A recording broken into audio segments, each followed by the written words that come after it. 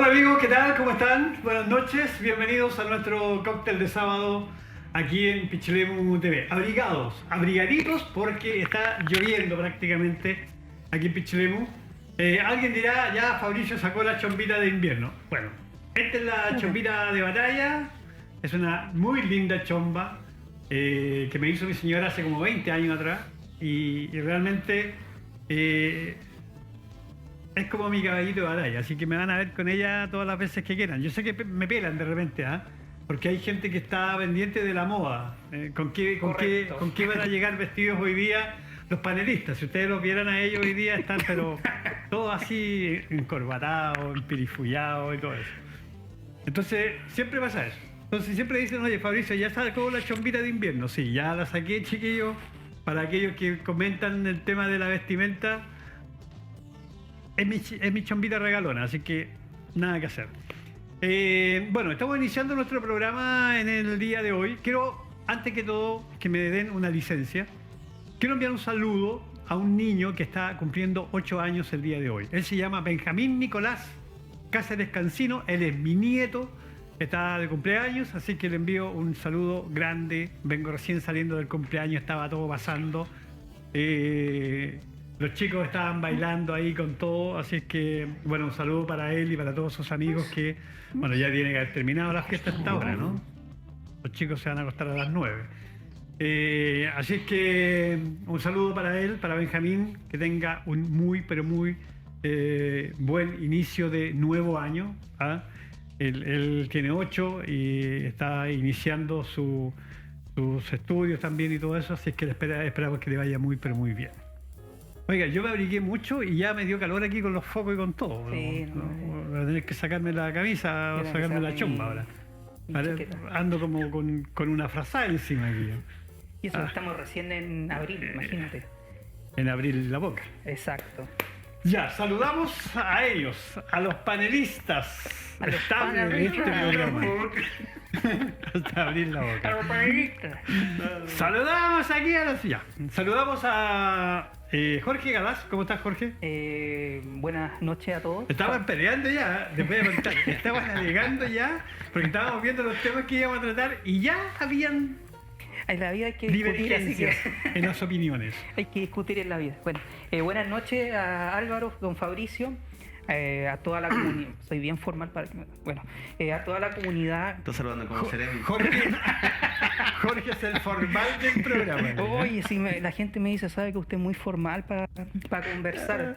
No, yo no soy muy estructurado, entonces es un factor negativo. Hay que desestructurarse alguna vez. Sí. Exacto. De hecho, está leyendo el saludo de inicio. Sí, lo así estoy leyendo, aquí estoy concentrándome. Está leyendo el saludo de Seremi, que va a dar cuando lo nombren de Seremi. Seremi, no, nunca. Buenas noches a todos, primero que todo, disculpe por la redundancia. Saludo a toda la comunidad. Estamos hace harto tiempo no veníamos al canal. Yo vengo igual por cosas de proyecto, con el director. Y Tutitos, sí, que uno tiene que generar ingresos. Ahí la caja registradora, vamos.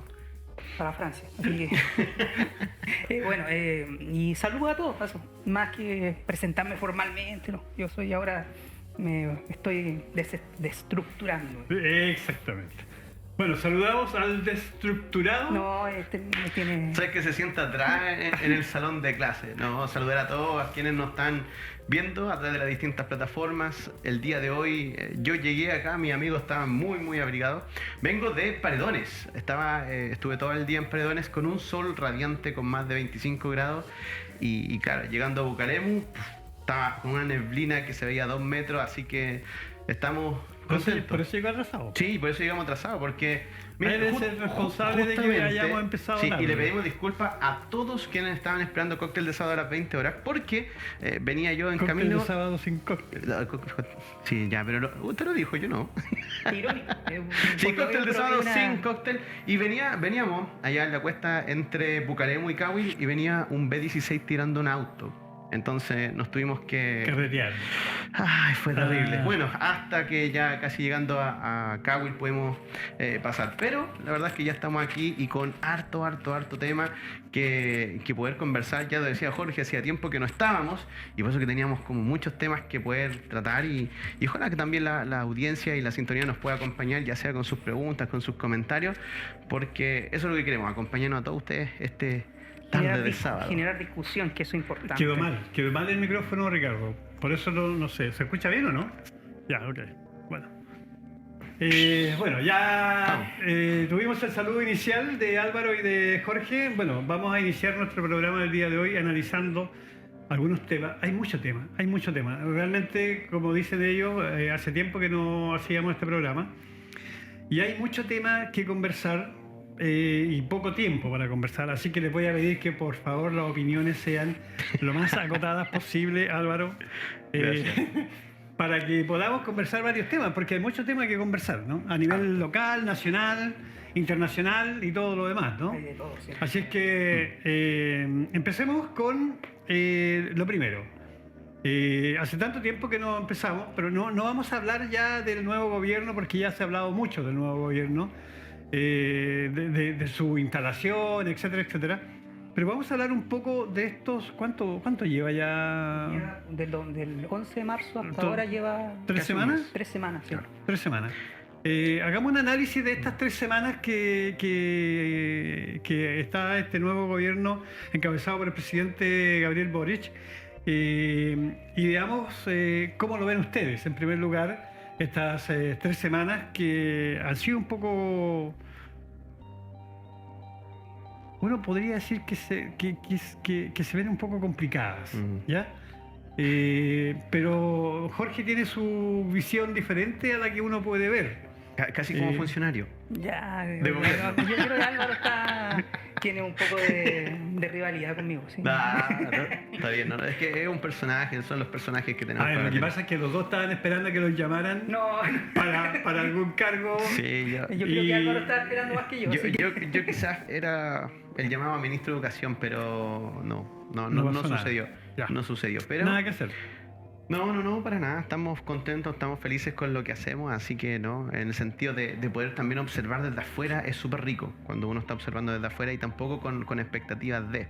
Pero sí interesante, y ya comenzando inmediatamente con este análisis, es que estamos en un periodo de transición de este gobierno, porque si bien le ha tocado inmediatamente desde el día 1 con un montón de cosas que finalmente hemos visto desde la contingencia, ya temas que va a tener que tratar el gobierno, todavía se está instalando. Es decir, lo que son los nombramientos de funcionarios, hasta el día de ayer, y le mando un saludo cariñoso también, ojalá nos esté viendo, a Flor Illich, que ella fue nombrada ayer ya como Seremi de la Cultura, y por eso que demuestra un poco de que el gobierno se ha dado el tiempo para elegir bien a las personas, y yo por mi parte estoy muy contento y muy feliz de que Flor Illich, nuestra coterránea de acá, sea hoy en día parte no solamente del gobierno, sino que también tenga tan importante cargo. Pero demuestra que el gobierno, mientras se está instalando, le ha tocado resolver un montón de situaciones que también son apremiantes y urgentes, y que muchas de ellas las dejó lamentablemente el gobierno anterior no resueltas. Jorge. Adheriéndome a lo de Álvaro, yo igual mando saludos a Flor y felicitarla por su nuevo cargo como Seremi de la Cultura, las Artes y el Patrimonio. Ella lo va a hacer de manera excelente, es una gran profesional en esa área. Fue durante más de una década, 5 años como directora del Centro Cultural, y tiene experiencia en ese tema, y también gestiona muy bien, en este caso, la cultura desde los territorios y desde la comunidad en particular. Entonces va a ser un buen plus para la Seremi para la Secretaría Regional Ministerial. Y con respecto a lo que habla Álvaro, el gobierno recién se está instalando, y claramente cuando se instalan nuevos funcionarios tienen estos roces con el gobierno anterior digamos, entregar un cargo o dejar amarrado, en este caso, una persona durante un año más. Esto siempre ocurre durante todos los gobiernos, eso no es una novedad. Y por ende este gobierno que por primera vez como coalición política Pro Dignidad está en el poder, digámoslo bien, político, en el poder del gobierno, porque antes siempre fue la centroizquierda con la Concertación hasta el 2010, y Piñera en dos cargos alternados, el 2010, 2014, 18, 2022, y Bachelet 2014 y 2018, que eran los mismos partidos de siempre. Esta vez no es así, o sea, son otras unidades político-partidistas, y hoy apoyados también por pactos de omisión o pactos de colaboración con la centroizquierda, el Partido Socialista, el PPD. Entonces, recién se están estructurando los cargos, Incluso acaban de nombrar el primer DC dentro del gobierno también. Exactamente, entonces hay situaciones de ciertas dificultades para nombrar cargo y también ver la agenda, ver cómo se puede cumplir el programa de gobierno, que era lo más expectante y lo más esperable. Pero le ha tocado desde el primer día, porque siempre los gobiernos ocurren en verano de San Juan, 3, 4 meses, que hay que esperar que se instale, que muestre la agenda al Poder Legislativo y ahí se discuta en el Congreso Nacional. Pero hoy día el contexto histórico que está viviendo este país es totalmente diferente. O sea, hay una convención constitucional paralela que está haciendo la arquitectura o también, en este caso, las reglas del juego del nuevo Chile, las reglas del juego del nuevo Estado que va a regir desde el próximo año, y se va a ver los próximos 5 o 10 años más cómo esa constitución le sirve al país. Entonces ahí uno se va dando cuenta el proceso político que estamos viviendo, un proceso de transformación, y este gobierno tiene ese mensaje esperanzador. ¿A qué me refiero con eso? Tienen esa mística con la gente. Por eso la gente tiene altas expectativas que a Gabriel Boric le vaya bien, que le vaya, en este caso, tenga buenos resultados. Pero vemos obviamente que hay sectores de este país que no quieren eso. Obviamente lo que está ocurriendo con el tema de la alza de precios, el tema con la Convención Constitucional, el tema con la violencia en este último mes de marzo, la crisis, porque igual después de 2 años de pandemia hay una economía más, digámoslo bien, inestable o dificultosa de poder transitar. Sobrecalentada, exactamente. Y ahí obviamente uno tiene que darse cuenta del contexto que estamos viviendo. Y este gobierno le tocó al tiro. Ahora, uno de los problemas que sí nosotros podemos evidenciar y que fue inmediato, y que tiene que ver con este concepto de la expectativa que tiene en la forma en que se iba a hacer política, en la que iba a ser gobierno, y por un lado no solamente la ciudadanía, sino que también por el otro lado las mismas personas que eran parte de Apruebo Dignidad, en donde siempre se pensó que el gobierno se iba a formar ya con la gran mayoría de personas que eran parte de Apruebo Dignidad, con los partidos, en este caso del Frente Amplio más el Partido Comunista, y allí entonces hay toda una situación bien compleja de cómo finalmente poder generar una situación de gobernabilidad, y que desde el punto de vista del Ejecutivo sabían que no se podía hacer solo y solamente con las personas que eran parte de Apruebo Dignidad. Entonces, a partir de eso, se comienza entonces a ampliar este espectro de gobierno, y allí nosotros lo hemos visto, incluso acá mismo en nuestra provincia, donde el Partido Socialista comienza a tener un protagonismo que para Apruebo Dignidad no estaba dentro de este libreto. Y eso ha generado las primeras dificultades en el nombramiento, porque, claro, por un lado Apruebo de la misma coalición, claro, porque por un lado Apruebo Dignidad dice que ellos tienen los personeros y finalmente tienen también este ímpetu de decir, mira, yo abracé un proyecto que nosotros creamos y que a partir de eso el Partido Socialista se está sumando, pero que no era parte de esta creación de este proyecto. Entonces, ahí es donde uno empieza a preguntarse, de las personas que están dentro de Apruebo Dignidad, si realmente están con la impronta del programa de Gabriel Boric, la gente que se está sumando, ya sea del Partido Socialista, del Partido por la Democracia, ahora hoy en día con la Democracia Cristiana. Entonces uno empieza a preguntarse, bueno, ¿cuántos de esos realmente creían y creen en el gobierno y en el proyecto de Gabriel Boric? Y por otro lado, entonces, tenemos el Poder Ejecutivo con Gabriel Boric y todo su equipo de asesores, que saben que para poder generar gobernabilidad y también tener mayor poder de negociación en el Congreso, necesitan ampliar esta coalición. Entonces, lo que en algún momento se pensaba que podía ser un gobierno de extrema izquierda, que ese fue siempre el discurso que te vendían desde el otro sector político, nosotros estamos viendo hoy en día que es un gobierno casi de transición de la Concertación. Es decir, es como el Partido Socialista, pero renovado con otra gente del Frente Amplio. Entonces, es bien interesante el cómo eso ha ido, en este caso, frenando los nombramientos que están haciendo en cada una de las instancias, porque eso hace que finalmente la gente esté esperando esas expectativas de decir, mira, estos chiquillos van a hacer algo nuevo. Pero claro, cuando después nombran a Bárbara Figueroa, por ejemplo, canciller en Argentina, uno comienza a decirse, bueno, lo que supuestamente iban a ser prácticas nuevas, no están siendo las mismas prácticas nuevas, sino que al contrario, siguen siendo las mismas. Entonces el gobierno tiene toda esa situación de cómo lidiamos entre las expectativas, cómo lidiamos con las mismas expectativas de su coalición y cómo también generamos toda esta dinámica de poder trabajar en un proyecto, pero ahora sumando a más personas de otros conglomerados políticos. Pero, a ver, yo lo veo, esta sumatoria de más conglomerados políticos, que incluso ya está llegando hasta la democracia cristiana, lo veo como una forma de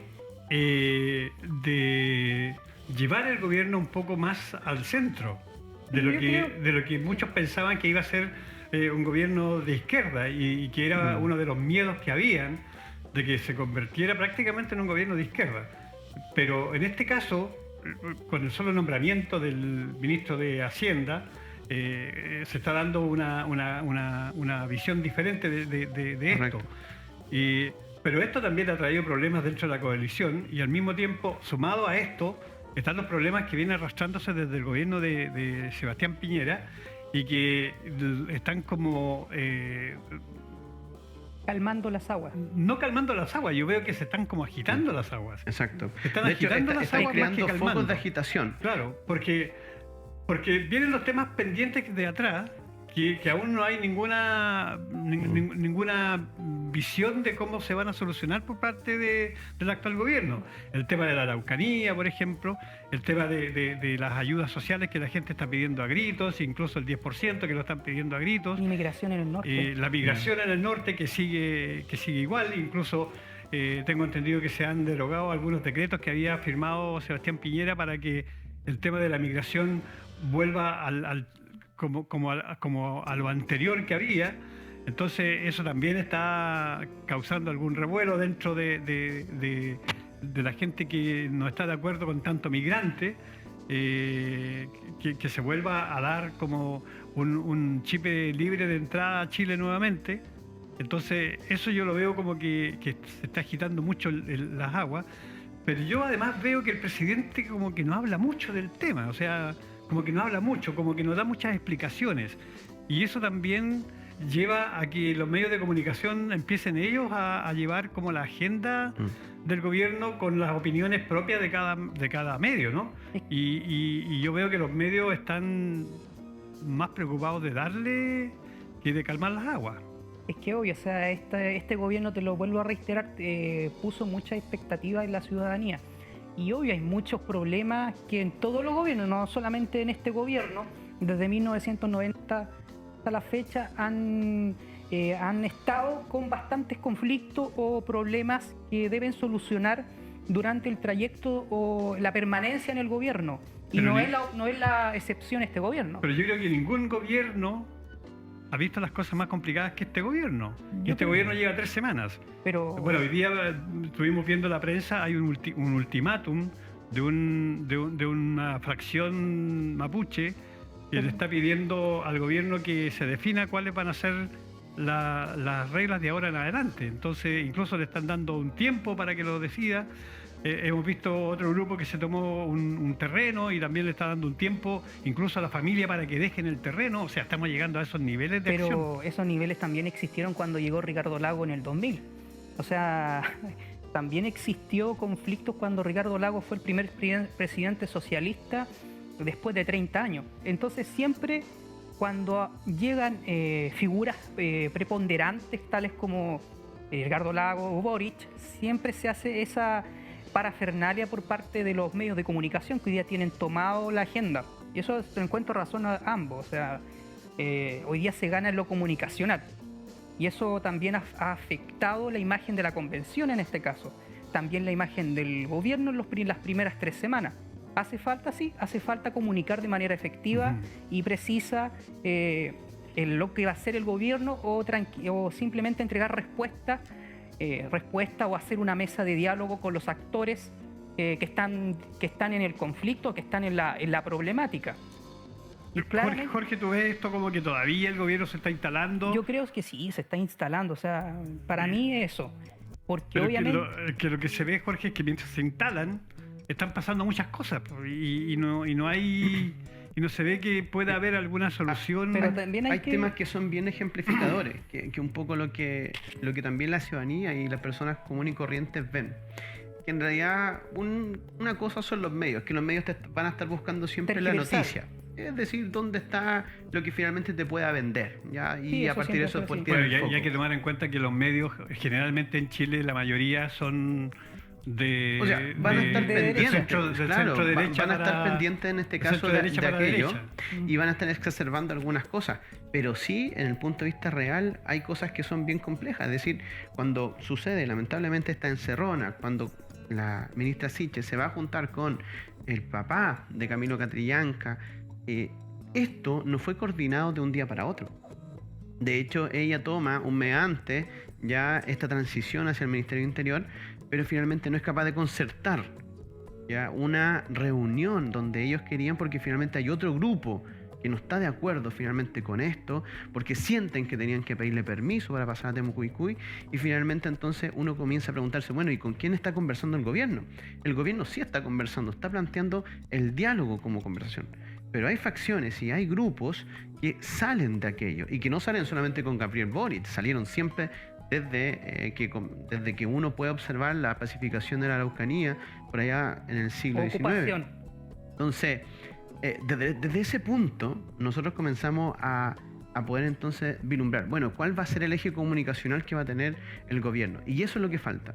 Porque por un lado, si bien están los medios ya presentándote el hecho, el gobierno tampoco te está diciendo más, ni tampoco sale el presidente a explicártelo. Entonces eso hace que cuando no hay entonces un proceso comunicacional que deje finalmente establecidos cuáles son los lineamientos de trabajo, ya, o qué es lo que estamos haciendo, finalmente vamos a tener que dar la sensación de que no se están abordando los temas. Y lo más probable es que sí se estén abordando. Ahora la pregunta es, ¿con qué comunidades? ¿Bajo qué situación? Porque cuando hoy en día se resuelve y dice, bueno, vamos a poner todos los recursos de la CONADI ahora en la incorporación y adquisición de predios. Claro, pero la pregunta es con quién me voy a sentar a conversar para ver cómo yo voy a comprar esos predios, a quién se los voy a comprar y a quién se los voy a repartir. Pero eso no existe desde el punto de vista comunicacional del gobierno. Entonces, no podemos esperar 3 meses más, o 4 meses más, o 6 meses para decir, bueno, ya me instalé. Conversemos ahora y veamos cómo se resuelve, porque mientras ocurre eso, vamos a ver más amenazas de grupos que lamentablemente cuando yo tengo una instancia de gobierno, de ejecutivo, que como nunca había hecho muchos guiños a lo que era la Araucanía, donde se habla siempre de Wallmapu, donde se reconoce, en este caso, al pueblo mapuche como una nación. Y por eso que la Convención Constituyente, cuando dice plurinacional, ya eso te está dando espacio para que quienes se identifiquen con aquello, que en Chile en realidad no son más del 4%, uno pueda decir, bueno, ¿cuál es la representatividad que tiene, en este caso, el mundo mapuche y en este caso el Wallmapu en el resto de los chilenos? Entonces, esa cosa no está definida y no está zanjada, o incluso, tal como en algún momento se representa, está sobre representado, pensando que era uno de los grandes temas país, cuando finalmente para la ciudadanía, para el 95% del resto de los chilenos, los grandes temas países no pasan por lo que sucede en el Wallmapu.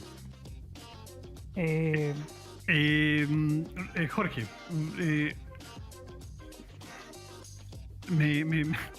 me desenfoqué del tema donde hubo movimiento. Entonces nos vinieron a dejar el cóctel. Sí, a ver,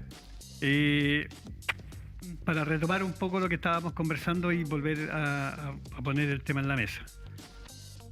Yo dije que había poca reacción por parte del gobierno a los temas que están pasando en este momento, ¿ya? Y uno se está dando cuenta de que la agenda la están poniendo, en este caso, la agenda la están poniendo otras personas. Por ejemplo, el caso de hoy día, de de esta situación que acaba de pasar con una fracción de mapuches que coloca contra la pared prácticamente al gobierno. Ellos están poniendo la agenda en este momento de qué es lo que va a pasar con ellos, y ellos están pidiendo una explicación al gobierno. Pero esto ha ocurrido desde 1997, cuando nace o se artificia lo que es llamado conflicto mapuche con la toma del fondo, la toma de la forestal Minin con Coyipulli. Y claro, o sea, esto desde el gobierno Frei Ruiz-Tagle hasta la fecha, siempre van a haber facciones insurgentes o extremas que son minoritarias. No es el espíritu que tienen los pueblos originarios, que es un 12% del país, claramente, según el último censo del 2017. Y claro, o sea, el espíritu del pueblo mapuche es dialogar, es que se le reconozca por parte no del Estado chileno, sino por parte de la ciudadanía chilena su antepasado, su historia en el territorio, más que el Estado chileno, que tiene poco tiempo, tiene 200 años de vida en el territorio. Entonces, cuando el Estado antepone su visión elitista a los pueblos originarios, eso también es un choque cultural y también histórico. Y obviamente por eso existen estos grupos insurgentes, que su vía para solucionar el conflicto son la violencia, claramente, y esto ocurre hasta ahora. No solamente en el caso puntual de tomarse un fondo, que varias veces en lo que es la zona de Arauco, que es la 8ª región, hasta lo que es la región toda la región de la Araucanía, se han tomado predios particularmente, y después la CONADI los compra para repartírselo a las comunidades mapuche. Pero pareciera, bueno, y esto es por el tema de que los medios de comunicación están siendo muy activos en el tema. Y también ahí quiero dar un punto: los medios de comunicación les conviene articular, en este caso, y entregar mensajes y también imágenes que alteren la realidad. ¿A qué me refiero con eso? Cuando muestran, por ejemplo, una barricada o muestran camiones quemados, claramente generan un clima de inseguridad. Y lo que le gusta vivir a la gente es seguridad en este caso.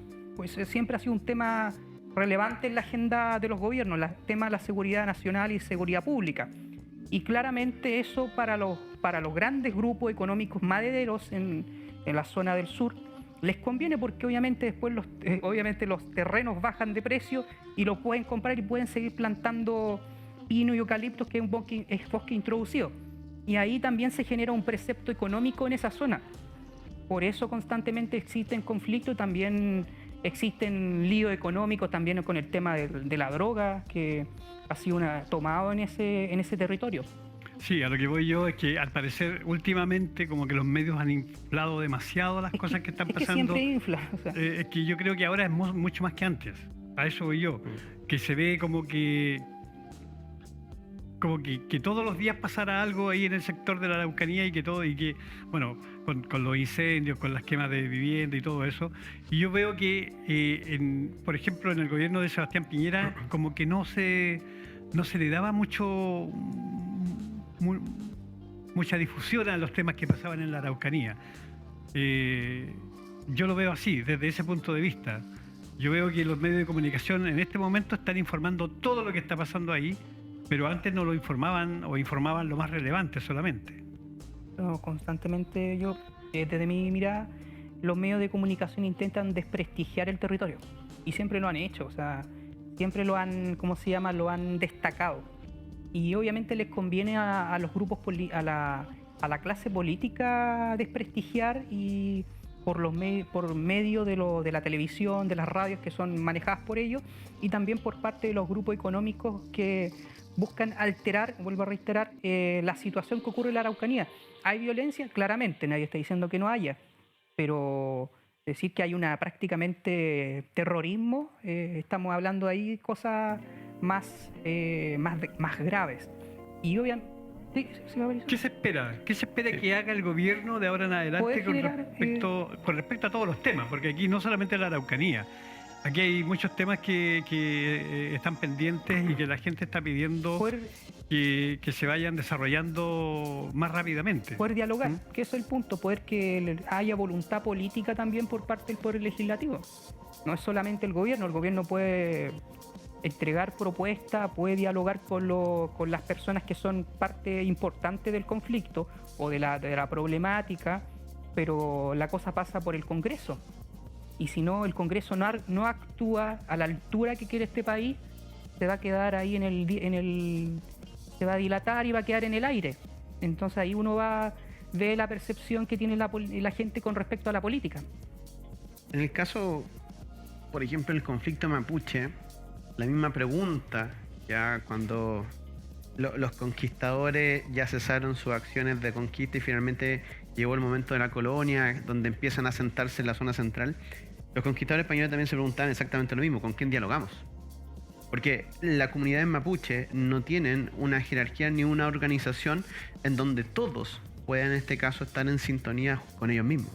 Entonces, cada una de estas comunidades tiene, cada una de ellas, sus propias agendas. Unas con más paciencias que otras, otros que ya en realidad están contentos con lo que finalmente se le ha entregado por parte del Estado, otros que están en negociación, otros que están muy insatisfechos y otros que finalmente usan la violencia como su forma, en este caso, de argumentación. Entonces, el tema no pasa hoy en día ya por la situación de con quién tengo que dialogar. El gobierno está abierto al diálogo y lo más probable es que sí está dialogando. Entonces la pregunta es ¿con quién? Y a partir de eso, si finalmente ese diálogo es representativo de lo que hace y uno ve en todas las comunidades mapuche. Entonces, creo que es bien interesante porque hoy en día nosotros tenemos situaciones de conflicto en la Araucanía con, en este caso, un grupo, una etnia indígena que son los mapuches y que incluso cuando se pega el coletazo con los argentinos, porque hay que entender, y aquí esto es bien interesante desde el punto de vista histórico porque Jorge lo plantea desde la creación del Estado de Chile e incluso de la época colonial como invasores. Pero claro, porque lo que ellos definen en este caso como el territorio mapuche o araucano, en su origen ya es parte del centro de lo que nosotros llamamos el Cono Sur y que incorpora territorios que son de Argentina hoy en día y que son parte también de la Araucanía en nuestro país. Entonces, claro, cuando comienzan estas manifestaciones a decir le tenemos que devolver, claramente que los mismos argentinos, que a través de lo que ellos sienten que en Chile se está haciendo, es que, bueno, vamos a volver al origen, entonces vamos a marcar un precedente de devolverle las tierras ancestrales y que tenían entonces previo a lo que era la conquista de América. Pero de todas formas, cuando uno comienza a preguntarse cómo se forman, ya lamentablemente, y aquí esto desde el punto de vista histórico uno lo ve desde la visión del vencido, es decir, el vencido siempre va a tener reivindicaciones y por lo mismo entonces Bolivia celebra el Día del Mar y ve entonces cómo en algún momento que tenían salida al mar, hoy en día Chile se las niega. Pero de hacer esto de forma constante, de ir entregando reivindicaciones pasadas conforme entonces los hechos históricos han ocurrido, todo el mundo estaría finalmente pidiendo reivindicaciones de un lado o de otro. Entonces acá lo que hay que ver es poder sentarse a negociar con una visión de futuro y no con una visión de pasado.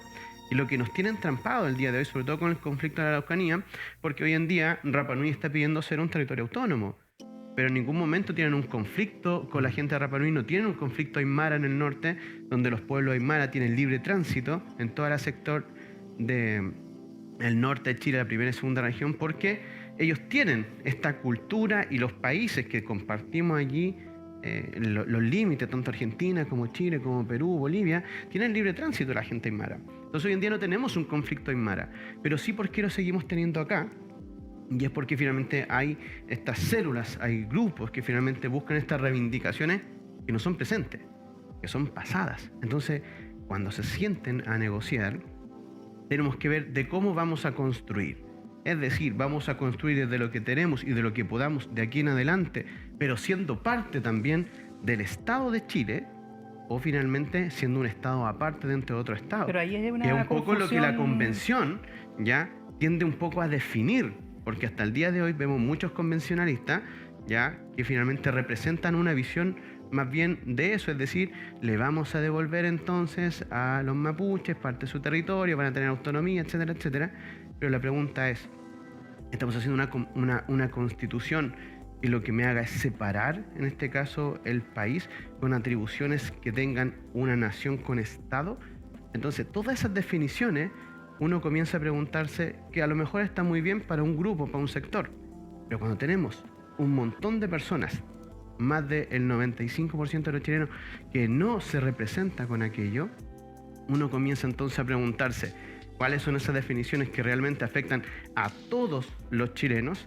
Y por eso a veces se cae lamentablemente en la caricatura de la gente de derecha, que está sobre todo en la convención, que en realidad ellos sienten que aquí hay activistas que finalmente están velando solo por un grupo de la sociedad y no por todos. Entonces creo que el conflicto tiene relación con cómo se sientan a negociar desde el presente con la mirada del futuro, pero entendiendo que son parte de un país que se llama Chile. Es complicado el tema. No, este tema da para hasta las 5 de la mañana, así que... Sí, vamos a dejarlo ahí. Yo creo que es Tengo un tema... algo que decir, pero me voy a quedar. No, pero... No, Jorge, dale nomás. Ponle, ¿no? Dale. No, es que habla del pasado, Álvaro. Hay que tener una visión de futuro y no una visión de pasado. Yo creo que el pasado es importante para responder responder lo que hoy día hay. No podemos obviar el pasado, eso sería muy... O sea, la memoria es importante a la hora de entregar soluciones a los conflictos y a los problemas. Y por ende es fundamental tenerlo presente. Y ahí obviamente avanzar en el futuro. Sí, pero la pregunta es cuánto reivindicas del pasado. Es el tema.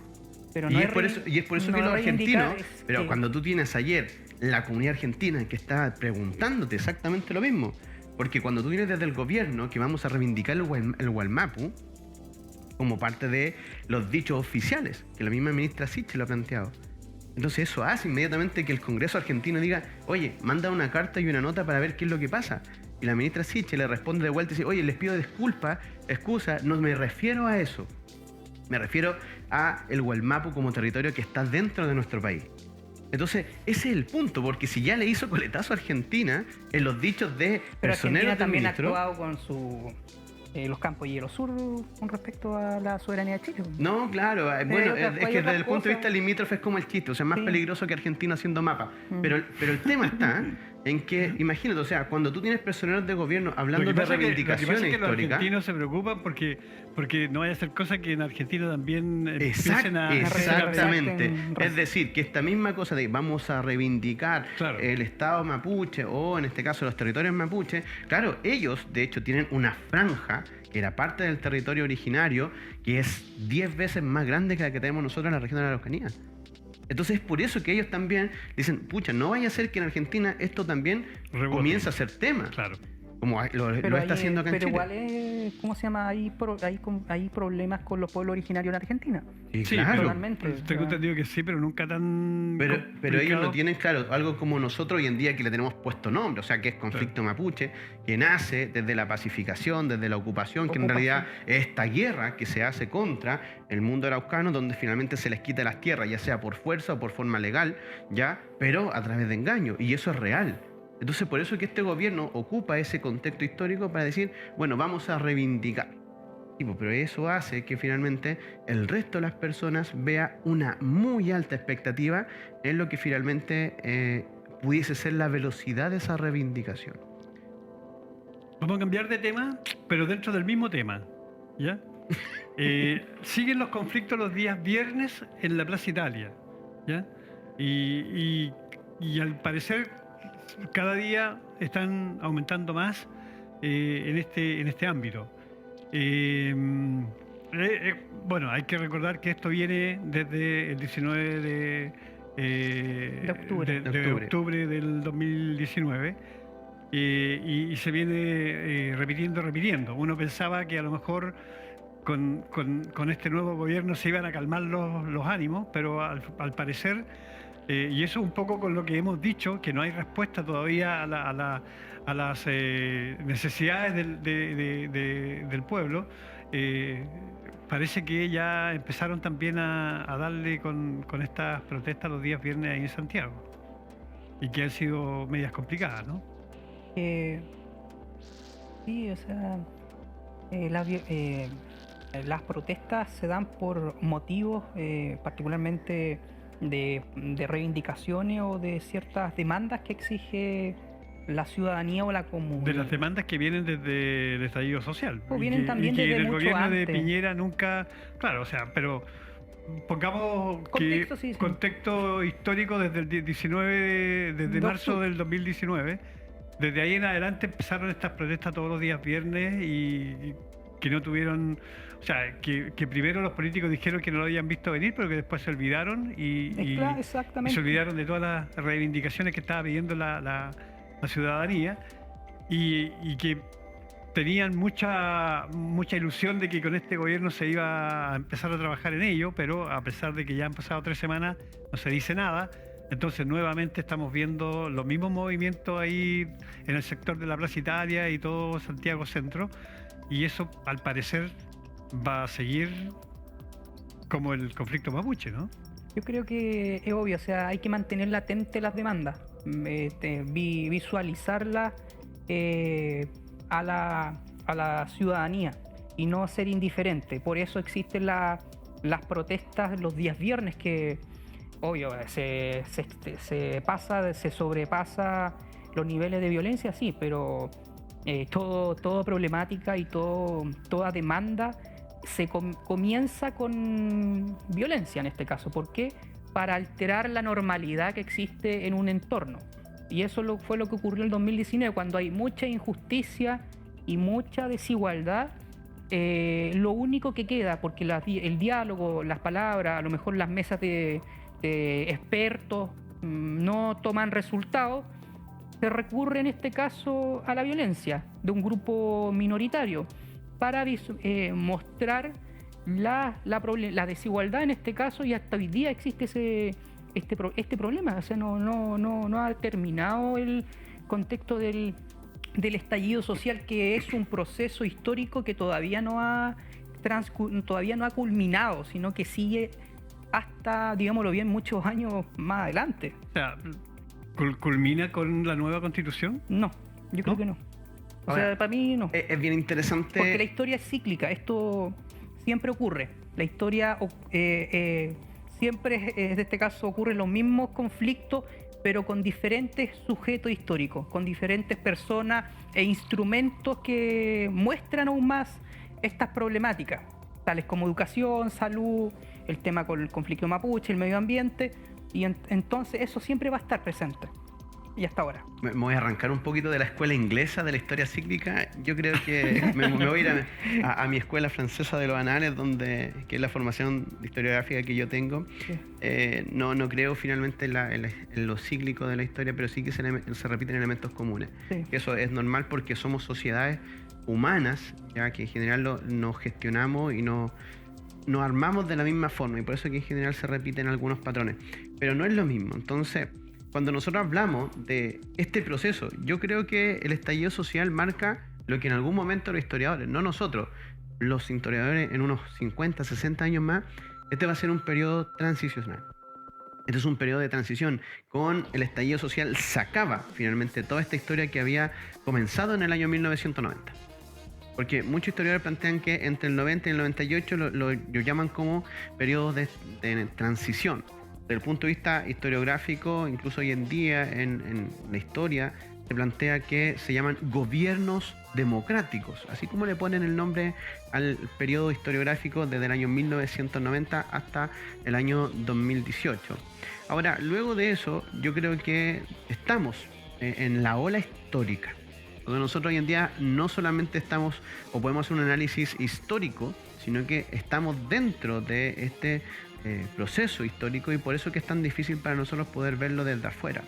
Ahora, en el año 2019 comenzó un proceso de cambio, de transición, y que se va a ir nutriendo primero con todo lo que sucede después de un año en todo este estallido social, luego después cómo comienza la convención a trabajar, y luego después cómo aparece Gabriel Boric complementando también este camino, que en realidad está en paralelo junto con la convención, porque a diferencia del gobierno anterior, que había sido parte del rechazo, que había sido parte de negarse a escribir una nueva constitución, hoy en día el gobierno de Gabriel Boric está con todas las garantías para que sea un proceso exitoso esta nueva constitución, y a partir de eso pasa a ser un gobierno de transición. Ahora, generalmente las constituciones se demoran entre 5 a 10 años en poder generar una estructura país, ¿ya?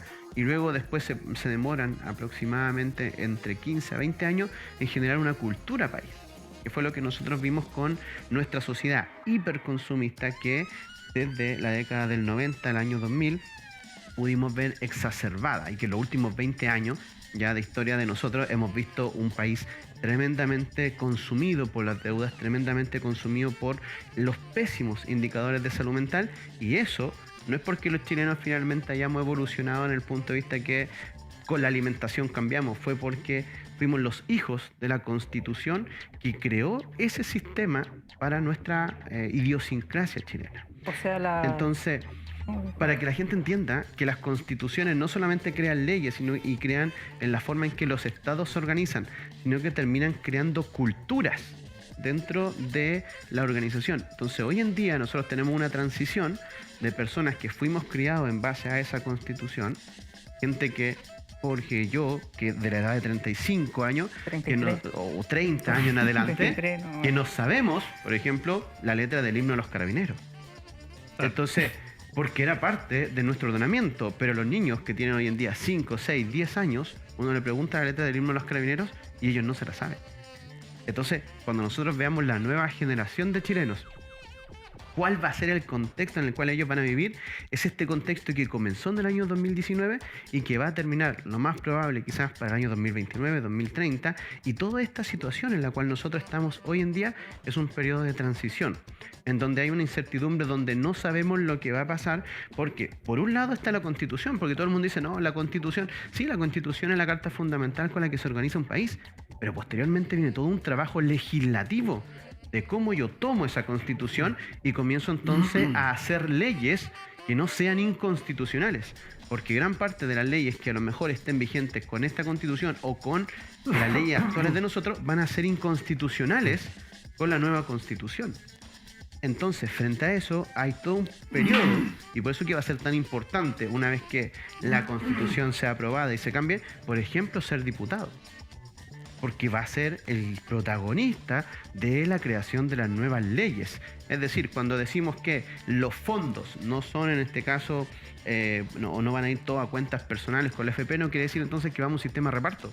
Una vez que la Constitución defina que tiene que haber un sistema de provisión con tal y tales características, es el legislativo el que tiene que armar el nuevo proyecto. Entonces, de aquí a que se armen todas las leyes, o sea, por lo menos vamos a tener 10 años. El gobierno de Gabriel Boric van a ser 4 años dentro de todo este proceso, pero mientras ocurre todo esto, las problemáticas, como por ejemplo las malas pensiones, el tema de los trabajos, el tema de la carga horaria que tenemos, van a seguir. Pues entonces, por eso hay un grupo de la sociedad que dice, mira, no tengo tanta paciencia para esperar 10 años más para que me den soluciones, yo voy a salir a la calle todos los días viernes para decirles, oye, esta cosa tienen que darnos respuesta porque los abuelitos no pueden esperar ganando 100 y tantas lucas. Entonces, cuando uno dice, bueno, es que el sueldo mínimo no puede quedar todavía en 370 lucas porque tenemos una inflación del 10%. Entonces, la calle va a ser tomada. Y esto es de manual. Cuando uno llega a la universidad, sobre todo universidades que son un poco conflictivas, dice, tú puedes hacer una marcha, tú puedes salir y nadie va a ir a verte. Porque la única forma de que te vayan a ver es cuando empezáis a hacer un poquito más de desorden que afecta al otro. Sí. Entonces, claro, uno puede decir, bueno, salimos a marchar y podemos salir todos los días viernes aquí en Pichilemu a marchar y al final nos acostumbramos, normalizamos que eso va a ocurrir, pero entonces, ¿qué queremos? Que la prensa vaya para que finalmente diga, oye, estos siguen marchando, siguen todavía ahí con las mismas solicitudes. Entonces, para que la prensa llegue o para que el resto lo tire a redes sociales, tengo que finalmente hacer desorden. Y eso es de manual. Hacer ruido. Sí, exactamente. Y eso es de manual. No es una cosa que uno diga, no, si es que en realidad hay gente que... O sea, la gente que va y sabe que cuando la cosa no prende, que cuando la cosa no funciona, de una u otra forma tengo que salir en redes sociales y tengo que hacer ruido. Conclusión, esto va a continuar. Exacto.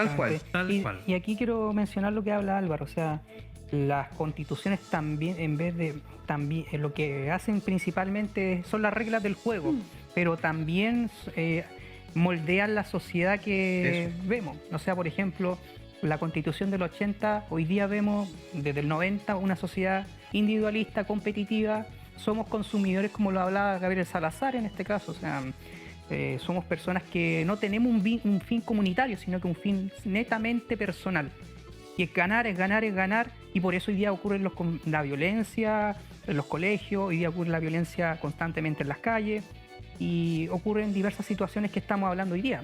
Y eso no lo vamos a cambiar, y No. bien cortito, no lo vamos a cambiar cuando cambie la constitución ahora, sino que eso se ve con la próxima generación, no es con nosotros. Don Manuel Domínguez, a propósito, pueden escribirnos al WhatsApp que sale en pantalla las preguntas que ustedes quieran hacerle a nuestros panelistas. Manuel Domínguez comenta: veo que para llevar 3 semanas se le están exigiendo cosas al nuevo gobierno que toman mucho tiempo de implementación. ¿Cómo esperan que un nuevo gobierno tenga respuestas o siquiera opiniones cuando uno termina de instalar a sus personeros? Es lo mismo ¿No le que- estarán cargando la mata porque no es un típico viejo político? Eso, o sea, yo quiero... Dame un segundito porque lo mío es más breve. Si no es respuestas, son iniciativas. Eso es el punto. Lo que se pide es que el gobierno tenga iniciativa de respuesta. Entonces, obvio, no tiene solución, pero sí que tenga la iniciativa de poder decirlo. Jorge. No, pienso lo mismo que la persona, o sea, recién llevamos 3 semanas y obvio, este gobierno por primera vez como coalición, lo vuelvo a reiterar, está. Y cuesta, ¿cómo se llama?, aprender el moldeo y la orgánica institucional o la estructura organizacional del Estado. Y obviamente este Estado que va a cambiar después con la nueva Constitución. Entonces ellos recién están comenzando a implementar su funcionario de confianza. Incluso el mismo gobierno, el gobierno anterior de Piñera dejó gente amarrada y eso cuesta por lo menos 7 u 8 meses en sacar a estos funcionarios. Porque la ley es así, o sea que 7 u 8 meses. Ya. ¿Cerramos el tema? Sí. Entendemos que esto va a continuar. Esperemos que no sea demasiado. No, ¿ah? después nosotros no, ahora nos van a cargar la mata a nosotros. Lo que pasa es que si sigue escalando este tema de la Araucanía, el tema de las protestas en Santiago, al final de cuentas se puede descontrolar. Es que Pero- hay un tema en que vuelvo a insistir, que tiene que ver con los focos del gobierno y que eso les va a ir reventando y que finalmente se va a poner en discusión. Por una sencilla razón. Por ejemplo, la primera gran política que impulsó el ministro de Educación apenas entró tenía que ver con la sexualidad y finalmente el respeto entonces a las diferencias sexuales. Es como todas sus fichas las puso ahí.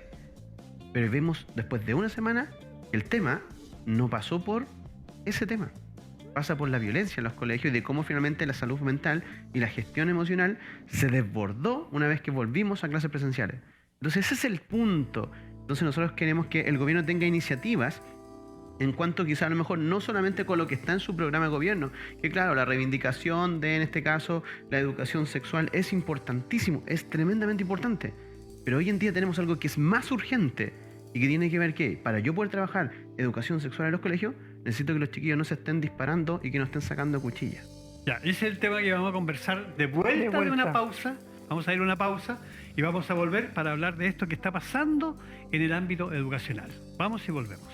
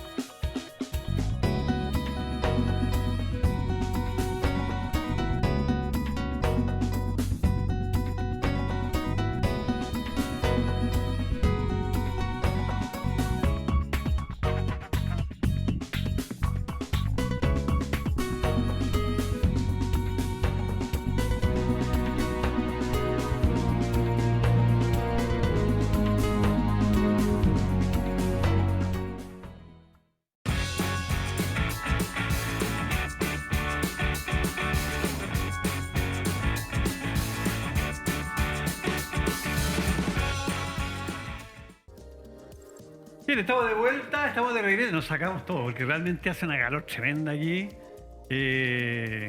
Así que Nos hemos un poco desempolvado. Son las 21:17, estamos en vivo y en directo, estamos compartiendo este cóctel de sábado aquí en Pichilemu TV. A propósito de cóctel, si hay alguien por ahí que quiera auspiciar con el cóctel, por favor llámenos, ahí está el teléfono. No sé, algún... No tenemos restricciones alimentarias. Claro. A ver. Aquí nadie tiene No, restricción. Jorgito dijo que sí. Celiáquico. Generalmente ¿En serio? uno ve que Álvaro no tiene ninguna No, yo restricción. ninguna restricción, se nota. ¿Cuál tienes tú? Celiático, no. ¿Celiático? Sin gluten. Chuta, medio sin complicado. gluten. Ahí ya se complica la cosa. Ni no Bueno. pan. Chuta. Ya. Hablemos un tema livianito pero cortito, antes del tema que íbamos a hablar. La eliminación de Chile del Mundial. Cortito, preciso. Y el Bueno. nuevo entrenador. Yo no soy experto en, digamos, expertólogo. Hoy día, ¿Hay nuevo sí, entrenador? no, Estamos es- fuera. no tenía idea. Es que, Aquí anda fuera de todo. Ceremi, entrenadores, de todo. Chuta, es que hoy día todos somos expertos en todo. O sea, en guerra, en análisis internacional, en deporte y ahora en espectáculo. Entonces hay harto Aquí- que hablar. Y yo ahí de fútbol, bien Ya, poco. fútbol, nada. No, Yo- o sea, viva Chile nomás y gracias a la generación dorada que yo siento que bueno, simplemente como uno como hincha lo vivió con tanta esperanza el año 2015 cuando fuimos Chile campeón por primera vez, así que yo creo que uno se queda con eso. Los procesos finalmente que uno va viendo en la selección, los cambios de técnico, la verdad es que han hecho que nosotros Que no quedemos eres fuera. hincha de fútbol. No, de hecho literalmente O sea, no. De la selección chilena la se- nomás y del equipo más grande de Chile, pero no te calienta que la selección haya quedado afuera. no, nada, Ya. nada. Jorge. Yo creo que el fútbol ha sido manejado desde el 2001 por las grandes empresas, por CDF, hoy día con todas las empresas que están llegando desde el extranjero, TNT Sport. quien era en este caso un monopolio en el fútbol, y ellos también ponen los entrenadores dependiendo de la moda, porque Lazarte no era el indicado en este caso. O sea, los últimos tres entrenadores, Reinaldo Rueda, Que también dejó afuera a Colombia. Eso sí lo supe. Pizzi también, Es el único entrenador que deja dos Dos selecciones selecciones afuera. fuera en Pizzi, el mismo periodo. Reinaldo Rueda, y ahora con Martín Lazarte se ha generado un negocio de los representantes de los futbolistas. Y obvio, él depende de la buena onda, en este caso, entre los futbolistas, la NFP y también el representante de los jugadores. Y ahí meten al entrenador. Y en este caso no fue un buen resultado. Igual se agradece los 12 años de triunfos por parte de la selección chilena en el aspecto deportivo. O sea, 2 mundiales consecutivos, 2 Copas América. También el fútbol femenino ha crecido bastante. Y ayer Vicecampeón en la Copa Confederaciones. sí, también subcampeones. Y las mujeres también por primera vez llegaron a un mundial y también a una olimpiada. Entonces hay que destacar eso, y ayer se aprobó, se demostró la ley de profesionalización del fútbol femenino. La rama femenina de Colo Colo ha ganado varias veces la Copa Libertadores. También. Sí. Eso es Entonces, un tema el que fútbol ha es bien crecido interesante. bastante en el Y hoy día perdió la Chile, ¿no? Es la Chile siendo la Ganamos, Chile. Con así todo el que- cariño. ¿Quién ganó? la Universidad Católica, la No, Franca. nosotros, ¿Eres de la Católica? Yo soy desde los 8 años soy de la Católica. nosotros pusimos 4 ayer. Disculpen. pero- Ahí me perdí. ¿Eres de la Católica? Sí. Y ¿Por qué? no, es que ahí me perdí. Me perdí un poco. Yo soy de la Cato, sí. Te voy a decir después por qué me perdí un poco. Mi familia es de Colo Colo, así que yo estudié No, en la nosotros Cato. colocolino. Yo colocolino, así que, pero no, No, fanático. yo me sé la historia así. de la Cato, así que de la década Ya. de los 90 y podemos conversar de ¿Entrenador nuevo para la selección? fútbol. No sé, o sea, a mí me gustaría Manuel Peregrini. Pero ya dijo que no. Dijo que Sí, no. porque eso sería finalmente terminar su carrera, Cayo. Sí. Pues ya- Él acaba de firmar un contrato con Real Betis hasta el 2025. A Lucas. Está ganando cualquier Buena billete. plata, De buen hecho, iba a billete. Y además que está bien posicionado, Se está en está el tercer calentando lugar la de la liga y está jugando la Copa del Rey. Salió, Finalista. llegó a los octavos de final de la Champion. Champions. Entonces, o sea, es uno de los entrenadores top del momento en En España. ¿Mm? Pero ya dijo que no, con Chile. Yo creo que Careca. Careca sería un buen... ¿Careca? Careca ha llevado 2 veces a Perú al Mundial, tercer lugar en la Copa. Pero Careca... El Tigre. Sí, pero dicen que no va a dejar a Perú. Imagínate Careca con un equipo que no tiene solvencia, digámoslo, futbolística, no tiene Pero una hubo el técnica repechaje, futbolística, ha entonces. llegado a dos Pero mundiales. hubo el repechaje, pero yo creo que no va a ir al mundial. Yo creo que sí. Va a ir al mundial. Perú tiene fútbol contra los países de Oceanía. Ahí pesa el sentido sudamericano en el fútbol. Yo creo que también otro Yo de entrenador. puro picado digo que no va a ir. Porque estoy picado con los Fabricio se peruanos. apasiona con No, esto. yo estoy picado con Sí, los peruanos. hincha, O sea, hincha. Por favor. En la parte de fútbol, ¿ya? Por favor, porque yo sé que hay muchos amigos peruanos, yo tengo amigos peruanos, Sí, así claro. que en la parte de fútbol hay una rivalidad tremenda con los peruanos. Sí, o sea, Entonces, además que se burlaron ahora porque Chile quedó afuera. Se burlaron, o sea... pero Sí, chilenos pero son uno pesados, recuerda que, o sea. claro, las últimas veces que fueron ahí, aquí estuvo el campeón de América, Pero si con no Rayado y todo, mintieron, entonces... no mintieron, estuvo Pero el campeón de es que- América ahí. Es que obvio, en el fútbol y también actividades deportivas se genera estas rivalidades y Ya. los chilenos son muy buena onda Se y no dice, son que muy va a buenos ser- recibidos en América. se dice que para variar va a ser un entrenador argentino. Que tampoco me gustan los entrenadores argentinos. Es ¿Ah? que los argentinos tienen el verso, ese es el punto. Pero se van en puro verso, El ¿no? verso. En puro verso. Bueno, en todo Nada caso, más que San eso. Paoli y Bielsa creo que sí marcaron una Es que diferencia es que tienen en la una- visión que marcaron O sea, y la impronta que le pusieron al fútbol chileno. Creo que eso es innegable. Incluso están hablando que iba a ser Becasese, que era No, el ayudante, no, pero- que era el utilero de San Paoli. El, claro. el mano derecha de San Paoli. Ahora San El Paoli está en el utilero, Olympique sí, de era el Marsella, utilero, parece. Pero Becasese en realidad le fue bastante mal donde estuvo. Pero en así que- Argentina le ha ido ¿Y bien, qué fíjate. En Libertad y Justicia fue segundo en la Liga Argentina y fue entrenador de Los de Independiente la Chile se van a Avellaneda. enojar porque yo dije que era el utilero de San Paoli. Pero da la sensación como que el fútbol chileno está volviendo a ser el fútbol chileno. Es Sí. el punto, desde el punto de vista de la mentalidad.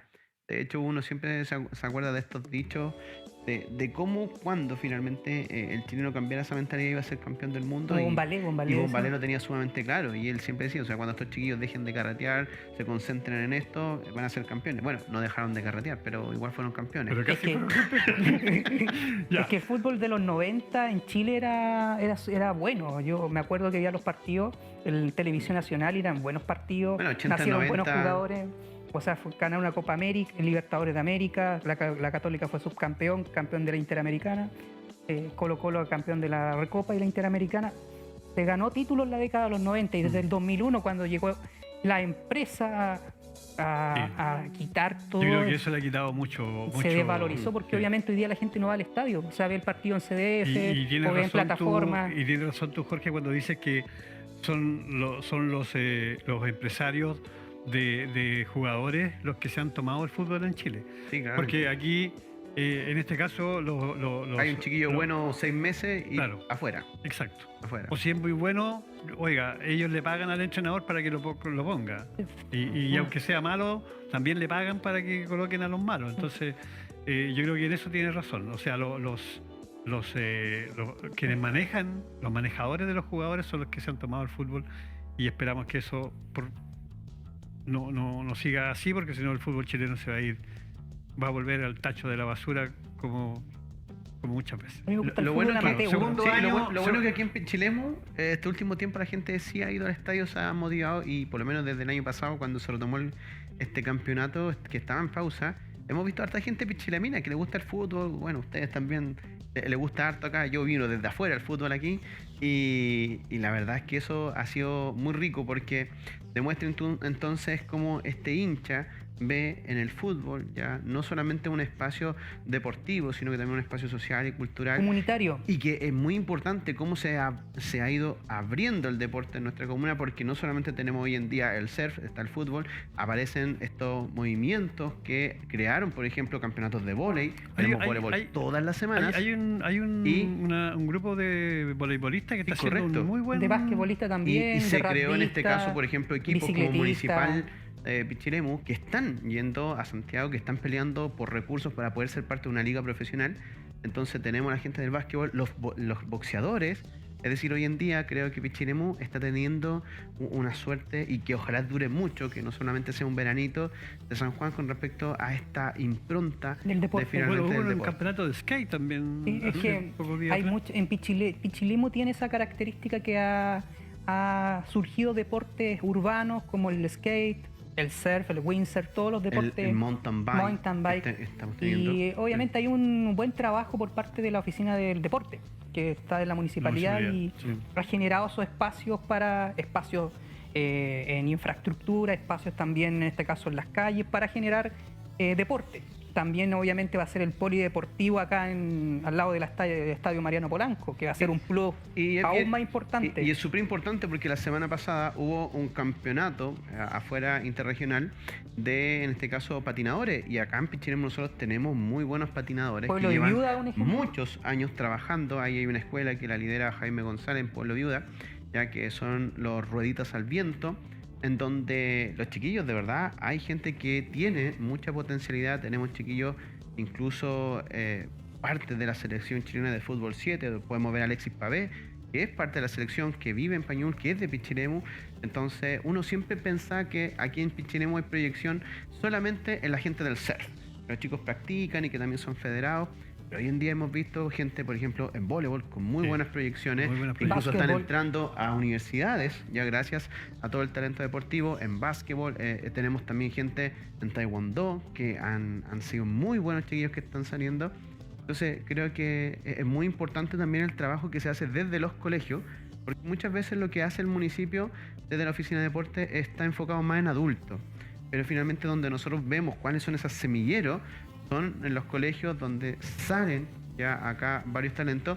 Y ahí ojalá, y lo conversamos también, que todavía nos queda pendiente volver a esos campeonatos que se hacían aquí entre colegios. Y una de las cosas que nosotros echamos de menos de las cosas que antiguamente se hacían entre colegios eran estas competencias, estos campeonatos, porque allí es donde nosotros podemos ver chicos que realmente sobresalgan del resto y poder seguir potenciándolos. Que Pichilemu no solamente sea surf, sino que sea de verdad un abanico, tal como dice Jorge, porque tenemos la materia prima y el capital territorial para poder hacer cualquier tipo de deporte en nuestro territorio. Bien, y hablando de colegios, vamos a pasar inmediatamente al tema que teníamos pendiente. En primer lugar, vamos a hablar un poco de lo que está pasando en el ámbito educacional en Pichilemu, donde nos hemos dado cuenta que hay una gran necesidad de cupos en los colegios por alumnos que no han encontrado matrícula en las escuelas de Pichilemu, debido tal vez a esta alta migración que ha habido durante la pandemia, y que ha aumentado la cantidad de habitantes en Pichilemu considerablemente, y que nos lleva a tener problemas para poder generar educación para todos los estudiantes. Y hemos visto mucha gente que está preocupada porque aún hay niños que no están estudiando. Jorge, me parece que no solamente en Pichilemu, ¿eh? Tengo una población de 3.000 estudiantes que no tienen cupo en los establecimientos educacionales. Y Pichilemu tenía como parece 25... 30 y tantos. 30 y tantos. Por lo menos de primero medio. Primero medio. Y hay unos pocos más que están de problemas. Ahí tiene que ver en este caso, con la información que se da del sistema de admisión escolar. Ahí hace falta, en este caso, promover aún más el sistema de admisión escolar desde marzo hasta la fecha que comienzan en junio generalmente a recibir las matrículas. Realmente, porque obviamente hay una sobrepoblación que ha crecido, como tú lo dices, desde la pandemia en adelante, y no hay, ¿cómo se llama?, una estadística actualizada. Ese es el punto también en educación. Debe existir una referenciación, en este caso, de un universo de estudiantes, y así generar los cupos posteriormente y enviarlo, en este caso, al Ministerio de Educación. Lo que pasa es que es más complicado que eso, pero también es más fácil que eso, ¿ya? Porque si bien hay un proceso que nosotros lo podemos ver, sobre todo en ciudades que están recibiendo muchos inmigrantes, ¿ya? Eso es por un lado. Luego tenemos este proceso y este fenómeno que se ha dado en las ciudades costeras, sobre todo durante el periodo de pandemia, donde mucha gente que vivía en la ciudad se vino a vivir a los sectores de costa, y que a partir de eso pudieron complementar su trabajo con teletrabajo, y también gente que se vino lisa y llanamente a vivir acá. De hecho, en Pichilemu ya sabíamos que había más de 7.000 personas que estaban incluso inscritas en el servicio de salud. Entonces ya más o menos se presumía que durante estos 2 años teníamos un alza de matrícula. De hecho, acá en Pichilemu hay colegios que son particulares subvencionados y hay colegios que son, en este caso, municipalizados. El municipio, por gestión, sabe cuántos niños hay.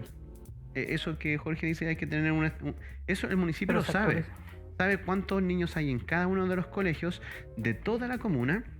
Y nosotros, desde los colegios particulares subvencionados, también sabemos cuánto es lo que podemos absorber en matrícula.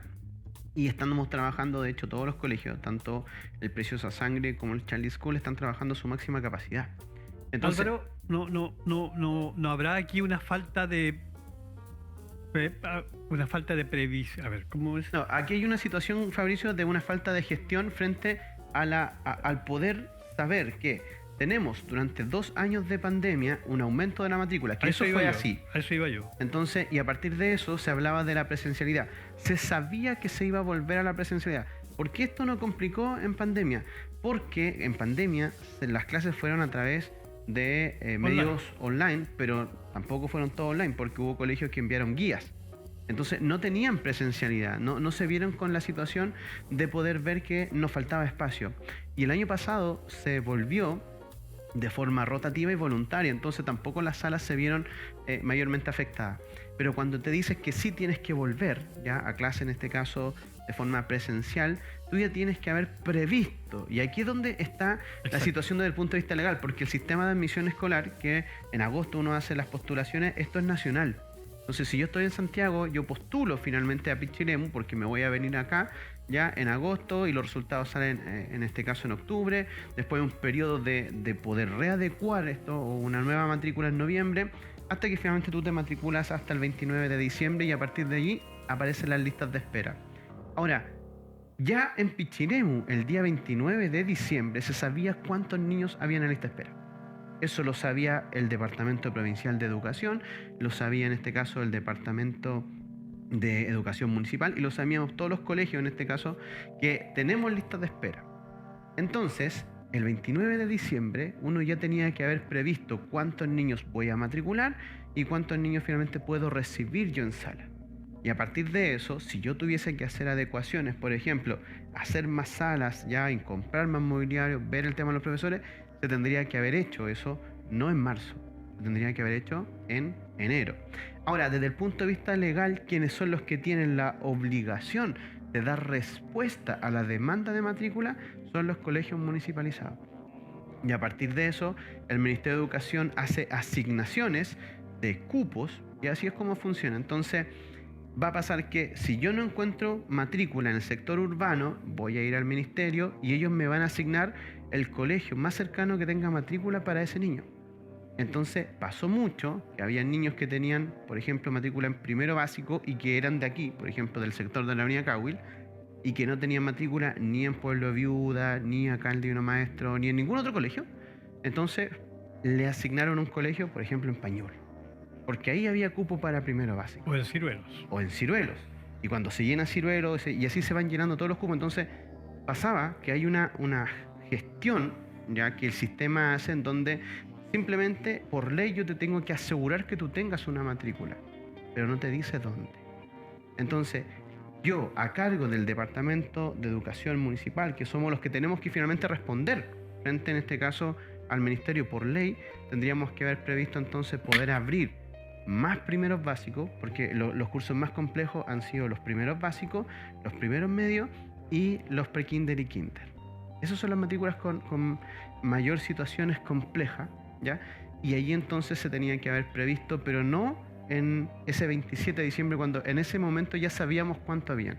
Que en realidad, tal como dice Jorge, eran casi 30 niños en primero medio, ya más otros chicos en primero básico y lo que nos falta todavía muchísimo en pre-kinder. Entonces, allí es donde el municipio tenía que haber gestionado ya el hacer más sala, ver espacio, y que claro, cuando tenemos un liceo que está muy limitado en cuanto a cuánto pudiese, en este caso, expandir, ya había algo que finalmente se tenía que haber trabajado antes. Ahora, ¿cuándo? Y esa es la pregunta. Todos los encargados SAE de los colegios, nosotros en el mes de abril, mayo, tenemos que decir cuáles son los cupos, los cursos y las jornadas que van a trabajar. Es decir, esta gestión no se tendría que haber hecho en diciembre del año pasado, sino que en abril de ese mismo año, para poder dar solución a lo que sucedió lamentablemente ahora, que nosotros pudimos ver un montón de chicos que no tenían matrícula en primero medio y que finalmente, después de la gestión que hizo el Departamento de Educación Municipal, se terminó ya matriculando a los chicos en el Liceo Agustín Rosas Edwards a eso ya de finales de marzo. O sea, ahora sí que el liceo debe estar pero colapsado completo, ¿sí? Porque ya estaba imagino. colapsado. Sí, O sea, sí, o sea, lo que pasa es que no solo el liceo, la urgencia de un nuevo liceo ahora es pero extrema, ¿no? claro, y no solamente el liceo, porque acá tenemos 3 colegios ya de enseñanza media, que el Liceo Agustín Ross Edwards, el Colegio Cherry School y el Colegio Preciosa Sangre, y ya tenemos topados todas las matrículas. Y también hay chicos que dan validación de estudio a través de exámenes libres, lo que son los llamados homeschool, que también absorben una cantidad importante de niños ya en cursos de enseñanza media. Entonces tú tienes matrícula finalmente para poder hacer no solamente un nuevo liceo, sino que la reposición, Claro. que es muy urgente, o incluso poder transformar colegios como por ejemplo el Divino Maestro, que tiene espacio e infraestructura, para poder transformarlo en un colegio que tenga también enseñanza media. ¿Y cuándo cambia el tema de los séptimo y octavo al liceo? De hecho, eso ya cambió. Por currículum, desde el año 2016, todos los cursos de séptimo y octavo son enseñanza media, tienen un currículum nuevo. ¿Ya? Y de hecho ese curso va de séptimo, octavo, primero y segundo medio, y que es un ciclo completo. Y luego tenemos el curso de tercero y cuarto medio, que desde el año 2019 tiene un nuevo currículum actualizado. Entonces eso ya técnicamente el séptimo y octavo pasan a ser enseñanza media. Pero no se ha hecho por tema, tal como tú lo mencionas, de infraestructura. Los colegios en Chile no están hechos para finalmente absorber de esa forma ya a los chicos y las diferencias. Pero los liceos emblemáticos sí funcionan con séptimo hacia arriba, ya los colegios Claro, antiguos. o sea, el séptimo y octavo debería estar ya funcionando en el Liceo Agustín Sí, Rosas. correcto. Pero lo que sí hacemos todos los colegios, y eso incluye también a los colegios de enseñanza básica, es que trabajan el currículum con profesores desde séptimo a octavo, ya con el currículum que finalmente el currículum actual que Enseñanza media. incorpora también contenidos que son en realidad con alguna profundización y con nuevas habilidades que son un poco mayores que las que uno ve hasta sexto. Esa es como la diferencia desde el punto de vista curricular. Ahora, por nombre, claro, podría ser entre en este caso séptimo y octavo, ya como un primero y segundo medio, pero y que llegaría solamente hasta segundo, porque en tercero medio el currículum lo que hace es tener asignaturas que son básicas, que son obligatorias, y otras que finalmente los chicos tienen que ir eligiendo para ir complementando. Pero eso, desde el año 2019, después del estallido, quedó en pausa, y desde el año 2022, que ahora, se trató de poner en marcha, pero tampoco tenemos la infraestructura a nivel país para poder hacerlo. Bueno, hay una deuda ahí grande con el tema educacional, esperamos. Bueno, aquí en Pichilemu falta de todo, faltan colegios más grandes, etcétera, etcétera, y esto va a seguir avanzando porque va a seguir llegando gente a Pichilemu, y no solamente a Pichilemu, sino que la migración va a seguir aumentando. en este caso a las comunidades más tranquilas, porque la gente está arrancando de Santiago y de las grandes ciudades. En este mismo tema educacional hemos visto lo que está pasando en los colegios, especialmente con los estudiantes y estos videos que se han subido a las redes sociales de peleas. También Peleas, de abuso, de acoso sexual. Está el tema de el acuchillamiento a un profesor en uno de los colegios. Temas que al parecer este año empezaron, pero así rápidamente, junto con todos los otros problemas que tiene el país. Estos temas también, en la primera semana de clase ya teníamos varios videos arriba. ¿Qué pasa con la juventud de nuestro país, Jorge? Es que después de 2 años, obviamente, el estrés que acumuló, particularmente lo es toda la sociedad, se ve reflejado en expresiones violentas. O sea, no solamente en los estudiantes, se Sino ve que en la gente en toda la gente, ¿no? Y obvio, es el Todos tema de andan la... así medios crispados. Obvio, el tema de la violencia en los colegios, bullying o sexting, depende de todas las problemáticas ligadas a la vulneración de la integridad del estudiante o de la comunidad educativa. En la comunidad educativa somos todos, o sea, los docentes, los estudiantes, los directivos, los apoderados y los paradocentes, asistentes de la educación, en un todo, en donde se construye un espacio para generar un proceso de enseñanza-aprendizaje. Y claro, dentro de esto existen factores que aumentan la violencia, tales por ejemplo como la falta o la ausencia en este caso de los padres en la tarea educativa. Tú ves que particularmente en la reunión de apoderados o en el proceso no están los apoderados, los hombres en este caso, están las mujeres. Obviamente hace muchos años siempre a las reuniones asisten las mujeres y muy pocas personas, por el tiempo, por la falta de espacios que no se pueden generar. Y obvio, ahí no hay una comunicación efectiva entre el profesor y el apoderado. Y también en este caso los estudiantes particularmente, que se genera esta violencia estructural, porque también en las familias, en este caso por trabajo, por diversos asuntos, no hay una comunicación efectiva. Obviamente la madre o el padre salen a las 6 de la mañana a trabajar y llegan a las 9 de la noche a su casa cansados, reventados. Y los estudiantes salen a las 7 de la mañana y llegan a las 6 de la tarde y se conectan en su propio mundo. Entonces ahí hace falta un factor. No hay una conexión. No hay una conexión, exactamente. Y eso se ve en todos los segmentos socioeconómicos, desde los colegios high school, en los sectores exclusivos, hasta los colegios más vulnerables.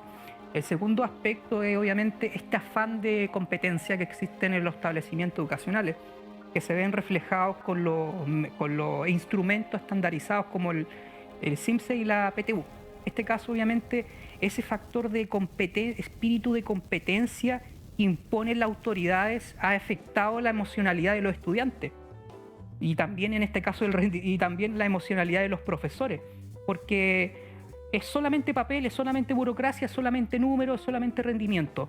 Vimos en el 2019 con la prueba de selección universitaria que muchos estudiantes estaban afectados y están estresados por las expectativas que se generan de ellos, que le imponen un estilo que ellos a lo mejor no quieren y quieren hacer sus propios proyectos personales. Pero la sociedad te impone, en este caso, que te tiene que ir bien en el colegio, tienes que ser un buen estudiante, tienes que ser sobresaliente, y todos estos términos muy, muy hermosos. Rimbombantes. Entonces ahí afecta al estudiante, esa sobrevaloración que existe en la educación ha afectado mucho al estudiante y también al profesor. Y por último, también el constante linguneo por parte de las autoridades ministeriales a la labor docente. O sea, no destacan, digámoslo bien, que hay profesores que están hasta las 3 de la mañana respondiendo llamados, respondiendo WhatsApp y generando un proceso de enseñanza-aprendizaje. Y al contrario, o sea, hay una constante humillación por parte de los gobiernos hacia la labor docente. Y también los mismos pares, obviamente. O sea, un ejemplo claro fue lo de Lavín en el 2010 con el semáforo este y también con el trato que se le entrega digámoslo bien, al trabajo que hacen los profesores diariamente. No es solamente entregar contenido, también generar redes de comunidad con los apoderados, digámoslo bien, con las municipalidades, con cualquier circunstancia que es grave. O sea, el profesor también tiene que ver los problemas que tienen los estudiantes en su casa, en su vivienda, y cómo generar una solución en conjunto con los directivos en el establecimiento educacional. No es solamente el concepto de generar planificaciones o adecuaciones curriculares, sino que también generar un lazo constante de empatía con las personas que están en el colegio, que son estudiantes, auxiliares, paradocentes y directivos. Álvaro, tú eres profesor, Álvaro. Yo también soy profesor. Yo no vine. Gracias por el... Jorge. Los dos son profesores. Álvaro. Vamos a decir, el Álvaro trabaja con niños. Eso sí, trabaja en un colegio. Tú trabajas en un colegio. Álvaro, ¿cómo ves tú desde el punto de vista de ese trabajo con niños que se dice? ¿Cómo lo ves tú desde tu punto de vista? Yo no sé si esto ocurre en tu colegio, si se ve o si lo han visto. ¿Cómo lo manejan? O ¿cuál es tu opinión con respecto a esta situación que se está viviendo en todo el país? Yo digo en todo el país porque yo he visto videos literalmente desde Arica a Punta Arenas ya. Mira, yo trabajo en un colegio, en el colegio Charlie School, la gente me debe conocer, pero también soy voluntario ya en la fundación de, en este caso, Liderazgo Chile. Somos los que impulsamos la ley de educación emocional en el país hace ya más de 5 años atrás. Y esto nosotros lo veníamos trabajando hace muchísimo tiempo, es decir, acá tenemos un origen, lamentablemente, en una sociedad que está desregulada emocionalmente. Y posteriormente, cuando ocurre esta pandemia y nos encierran absolutamente a todos, se pierde absolutamente el único vínculo que se creaba en los estudiantes que finalmente era capaz de canalizar sus emociones, que desde el punto de vista pedagógico se llama el vínculo emocional que se crea en el núcleo pedagógico. Técnicamente es la relación y la interacción entre un profesor con el estudiante. Entonces, en ese sentido nosotros lo tenemos sumamente claro, ¿ya?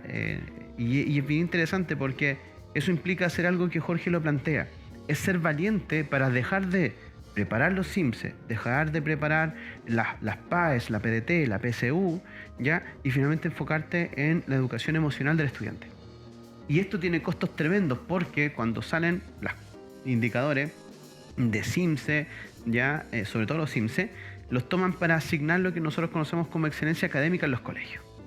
Y la excelencia académica finalmente igual es como un espejismo, porque lo que premia es, en un 64% como indicadores, los puntajes CIMSE que tienen los colegios con los distintos cursos. Entonces, cuando tú tienes unas comunidades que se enfocan solamente en el CIMSE, claro, van a tener excelencia académica. Hoy en día aquí en Pichino hay varios colegios que tienen excelencia académica. Donde yo trabajo no tenemos excelencia académica. ¿Por qué? Porque en algún momento tomamos la decisión de decir, vamos a trabajar con los estudiantes como persona para evitar que en algún momento, en un futuro, estos desbordes emocionales nos generen situaciones de conflicto y de violencia tan graves que no vamos a poder ser capaces de controlar. A nivel nacional no se toma esa decisión, que es una de las cosas que nosotros desde la Fundación Liderazgo Chile tratamos de poder mostrar y evidenciar. Se hace necesario no solamente que tengamos una ley de educación emocional donde enseñemos a regular emociones, enseñemos que las personas corran por llegar a las 8 de la mañana y que se insulten en los vehículos, tiene un origen emocional, tiene un origen finalmente en el trato, tiene un origen en cómo nosotros vivimos finalmente con el otro, cómo vivimos en la comunidad. Entonces, en ese caso, la inversión que había que haber hecho y que se hizo ya, o que algunos colegios hicimos durante la pandemia, fue olvidarse de los contenidos y enfocarse 100% en la educación emocional de los estudiantes. Pero para eso tú tienes que tener una comunidad que también sepa de educación emocional y que esté regulada emocionalmente. Entonces, el primer trabajo, y lo cuento desde la experiencia de nosotros, fue trabajar los primeros 6 meses de pandemia ya con nuestros profesores. Nosotros, todas nuestras fichas, nuestras capacitaciones, todo lo que hacíamos en reuniones era gestión emocional. Trabajamos coach, trabajamos un montón de acciones con nuestros profesores. Y a partir de eso inmediatamente trabajamos con los niños, haciendo nuevamente gestión emocional. Entonces, claro, nosotros después de 2 años donde estuvimos conectados y trabajamos de esta forma con los chicos, llegamos ahora a un colegio que no tiene situaciones de violencia, que no tiene situaciones complejas, que en realidad para nosotros lo más complejo con nuestros estudiantes es que lleguen a la hora. Y nada más que eso. Y cuando nosotros comenzamos a ver, bueno, qué situaciones pudiesen aparecer en el colegio que pudiesen generar conflicto, uno inmediatamente comienza a ver, bueno, cómo está la casa, cómo está el contexto del hogar y finalmente trabajar con aquello. Pero olvidándote de los contenidos, o sea, olvidándote del CIMSE, olvidándote en este caso de que tienes que pasar un currículum que es sumamente inflexible, pero que es una decisión de cada colegio. Entonces, claro, uno entiende que hoy en día nosotros no tengamos a lo mejor excelencia académica, pero sí no tenemos ningún indicador ya de violencia en el colegio. Ninguno. Entonces tenemos una comunidad que finalmente la hemos tratado y seguimos trabajando en eso, en que sea una comunidad que sea como ejemplo desde el punto de vista de la gestión emocional, porque en algún momento, cuando yo presenté en investigación lo que habíamos hecho, el ejemplo de nosotros, el trabajo en pandemia, sirve para que la Fundación Liderazgo Chile lo presente en el Congreso para decir, esto funciona. Y es la forma que tenemos que trabajar entonces con todos los colegios. Es un instrumento empírico. O sea, que es empírico porque te generó en este caso evidencia que ahora lo transformamos en científica. Y funciona. Y hoy en día nosotros no tenemos ninguna situación compleja y cosas así. Al contrario, lo que nosotros hacemos es tratar de ayudar también a colegios que tienen estas situaciones. Y que parten por una escala valórica que tienen los papás. Y esto es muy importante para que los que nos están viendo también lo entiendan. Porque muchas veces los papás creen y proyectan que la escala valórica que ellos enseñan en sus casas es lo que también se repite en el colegio.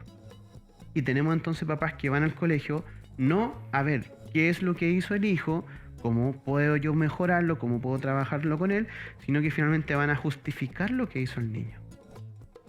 Y eso es súper grave, porque lo que hace no solamente es desmerecer el trabajo de la institución y también, sino que hace esa posición de el colegio ser enemigo y entonces el niño finalmente es la víctima. Victimización. Y eso nace desde la casa.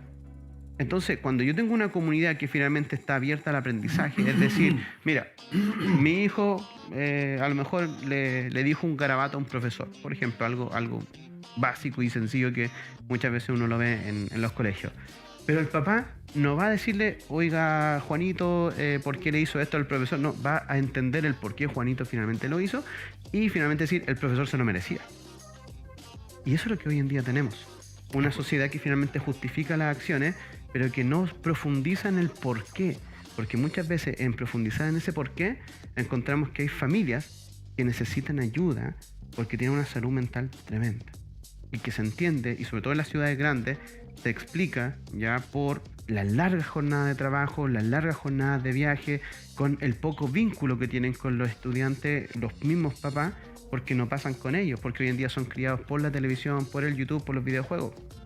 Entonces, la única forma que finalmente después tienen de acercarse a ellos es a través, en este caso, de esta vinculación de decirle, mira, ¿sabes qué? Ya yo te creo.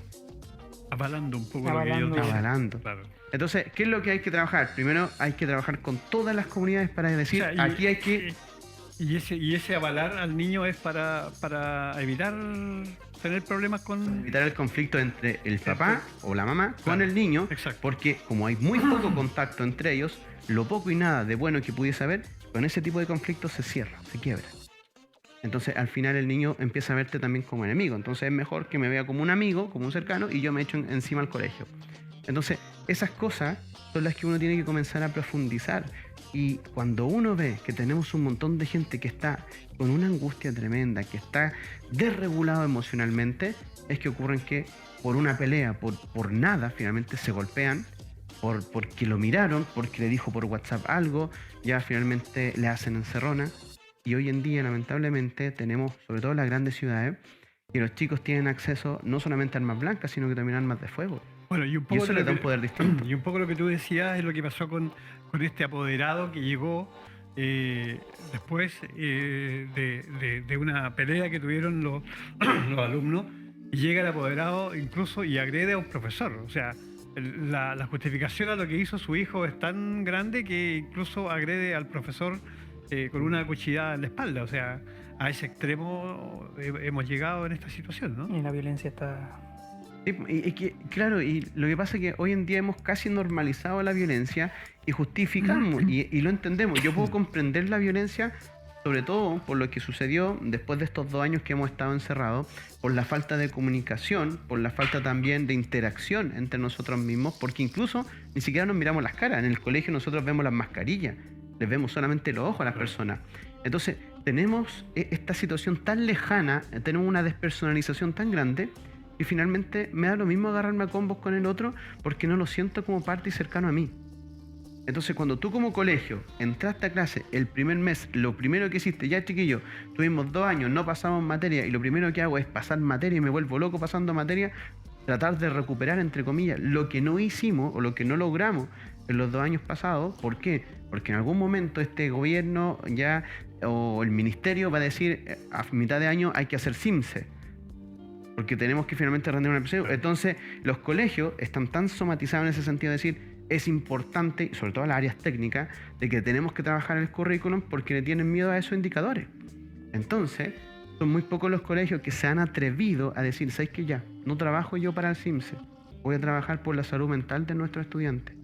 Y eso es lo que hoy en día genera la diferencia entre un colegio de calidad y un colegio finalmente que simplemente vaya a hacer la pega. Pero no es culpa del profe.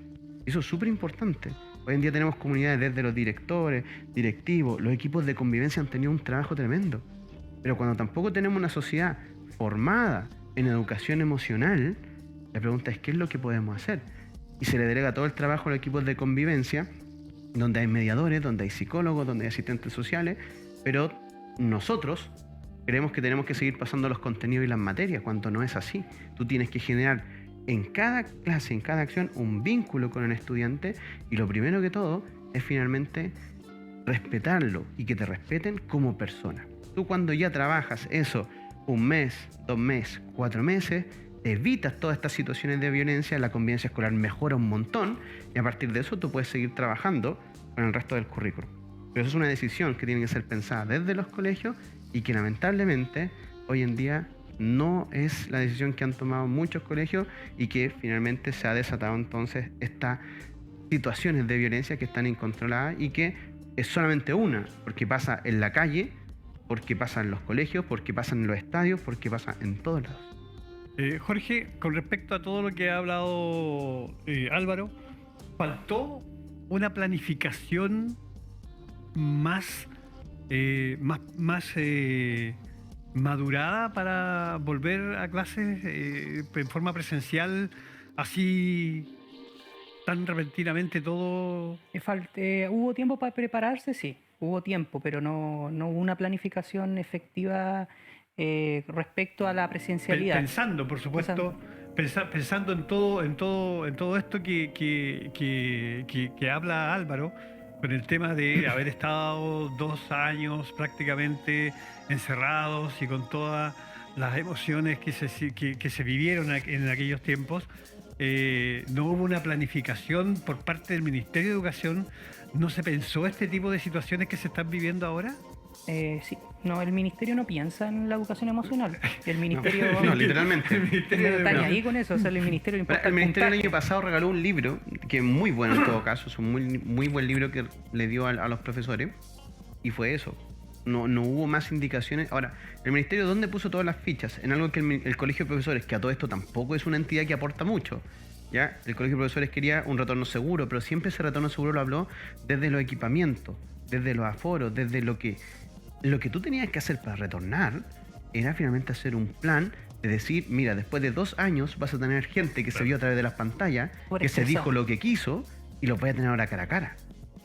Ahí es donde tenías que haber trabajado. Y nosotros, y por eso digo, lo cuento, la experiencia que tuvimos, nosotros venimos trabajando este regreso hace 1 año y medio. Y nos preparamos para este momento. Entonces, creo que el ministerio claramente que no lo hizo. Ahora, un colegio, quizá un colegio chico, con 370 chiquillos, que es lo que nosotros tenemos, lo pudo hacer. Pero también el ministerio, lamentablemente, como dice Jorge, tampoco tiene los profesionales que sepan la importancia de esto, porque ellos no están en el aula. La gente que está en el ministerio no conoce los colegios, no conoce la aula, no conoce cómo el niño interactúa con su compañero. Son todos adecuadores curriculares y creen que todas las cosas funcionan en un papel, y no es así. Y por ende, yo quiero hablar respecto a la violencia en los colegios. O sea, esto no viene de ahora, esto viene de muchos años atrás, pero antes era normalizado porque ahí generabas tu carácter o tu personalidad. Hoy día no es así, o sea, hoy día la violencia, la vulneración de la integridad del estudiante debe ser, en este caso, defendida. O sea, debe defenderse al estudiante y también a la comunidad educativa en todo su aspecto, a los profesores, a los paradocentes, a las personas que están integrando el colegio, y no dejarlos de lado y no hacer tanta también especulación, que eso es el punto a veces que ocurre generalmente en los colegios con los apoderados, que en vez de generar un diálogo pedagógico se genera una especulación y aún más se lingunea la labor docente y a los estudiantes.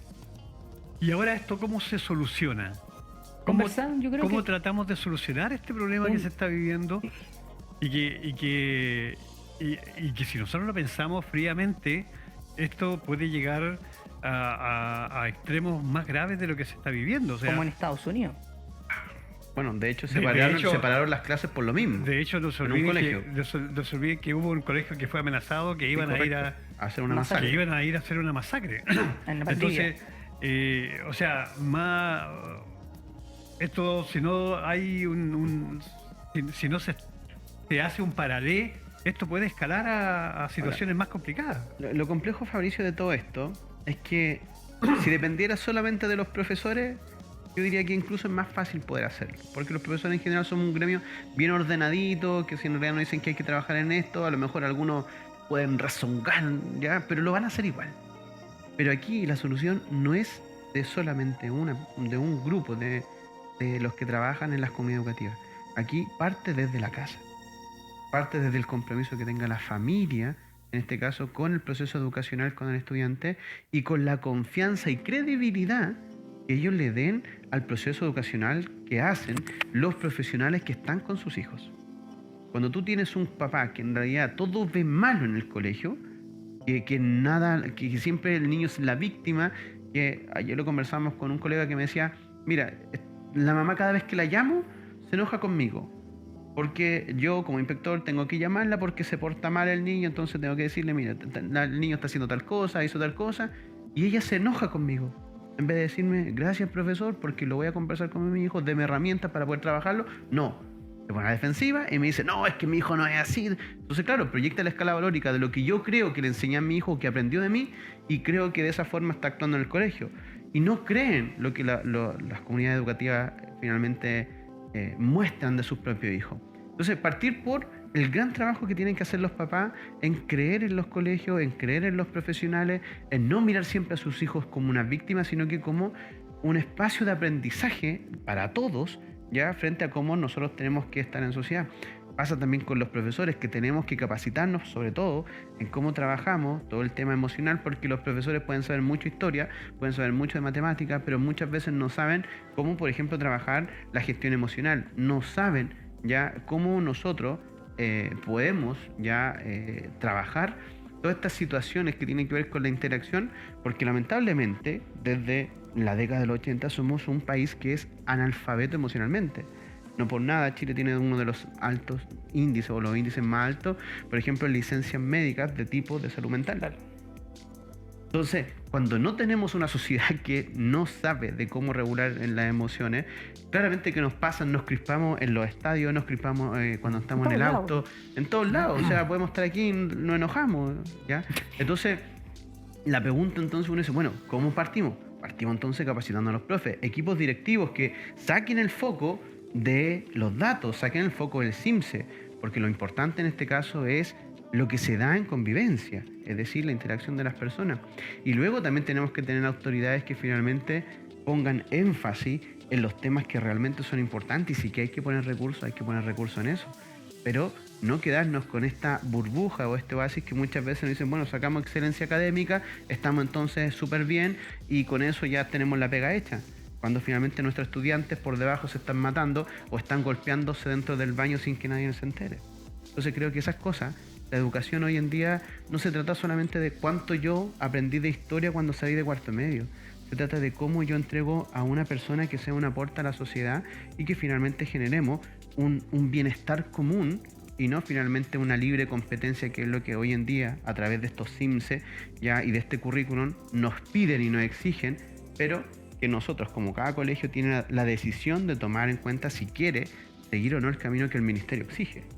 Ahí debemos generar, como habla Álvaro, ciudadanos para fortalecer aún más la democracia, más que tener sujetos competitivos con una profesión. No estoy diciendo nada contra la profesión, al contrario, pero no generar ser humano indolente. Que es lo que se ha hecho durante estos últimos años, una competencia y hoy en todo sentido de la palabra, ¿no? Y ahí genera estudiantes más reacios al cambio, estudiantes que se alejan del sistema y que buscan otros panoramas, en este caso. La droga, el alcohol, otras cosas que los postergan o los excluyen del sistema educacional.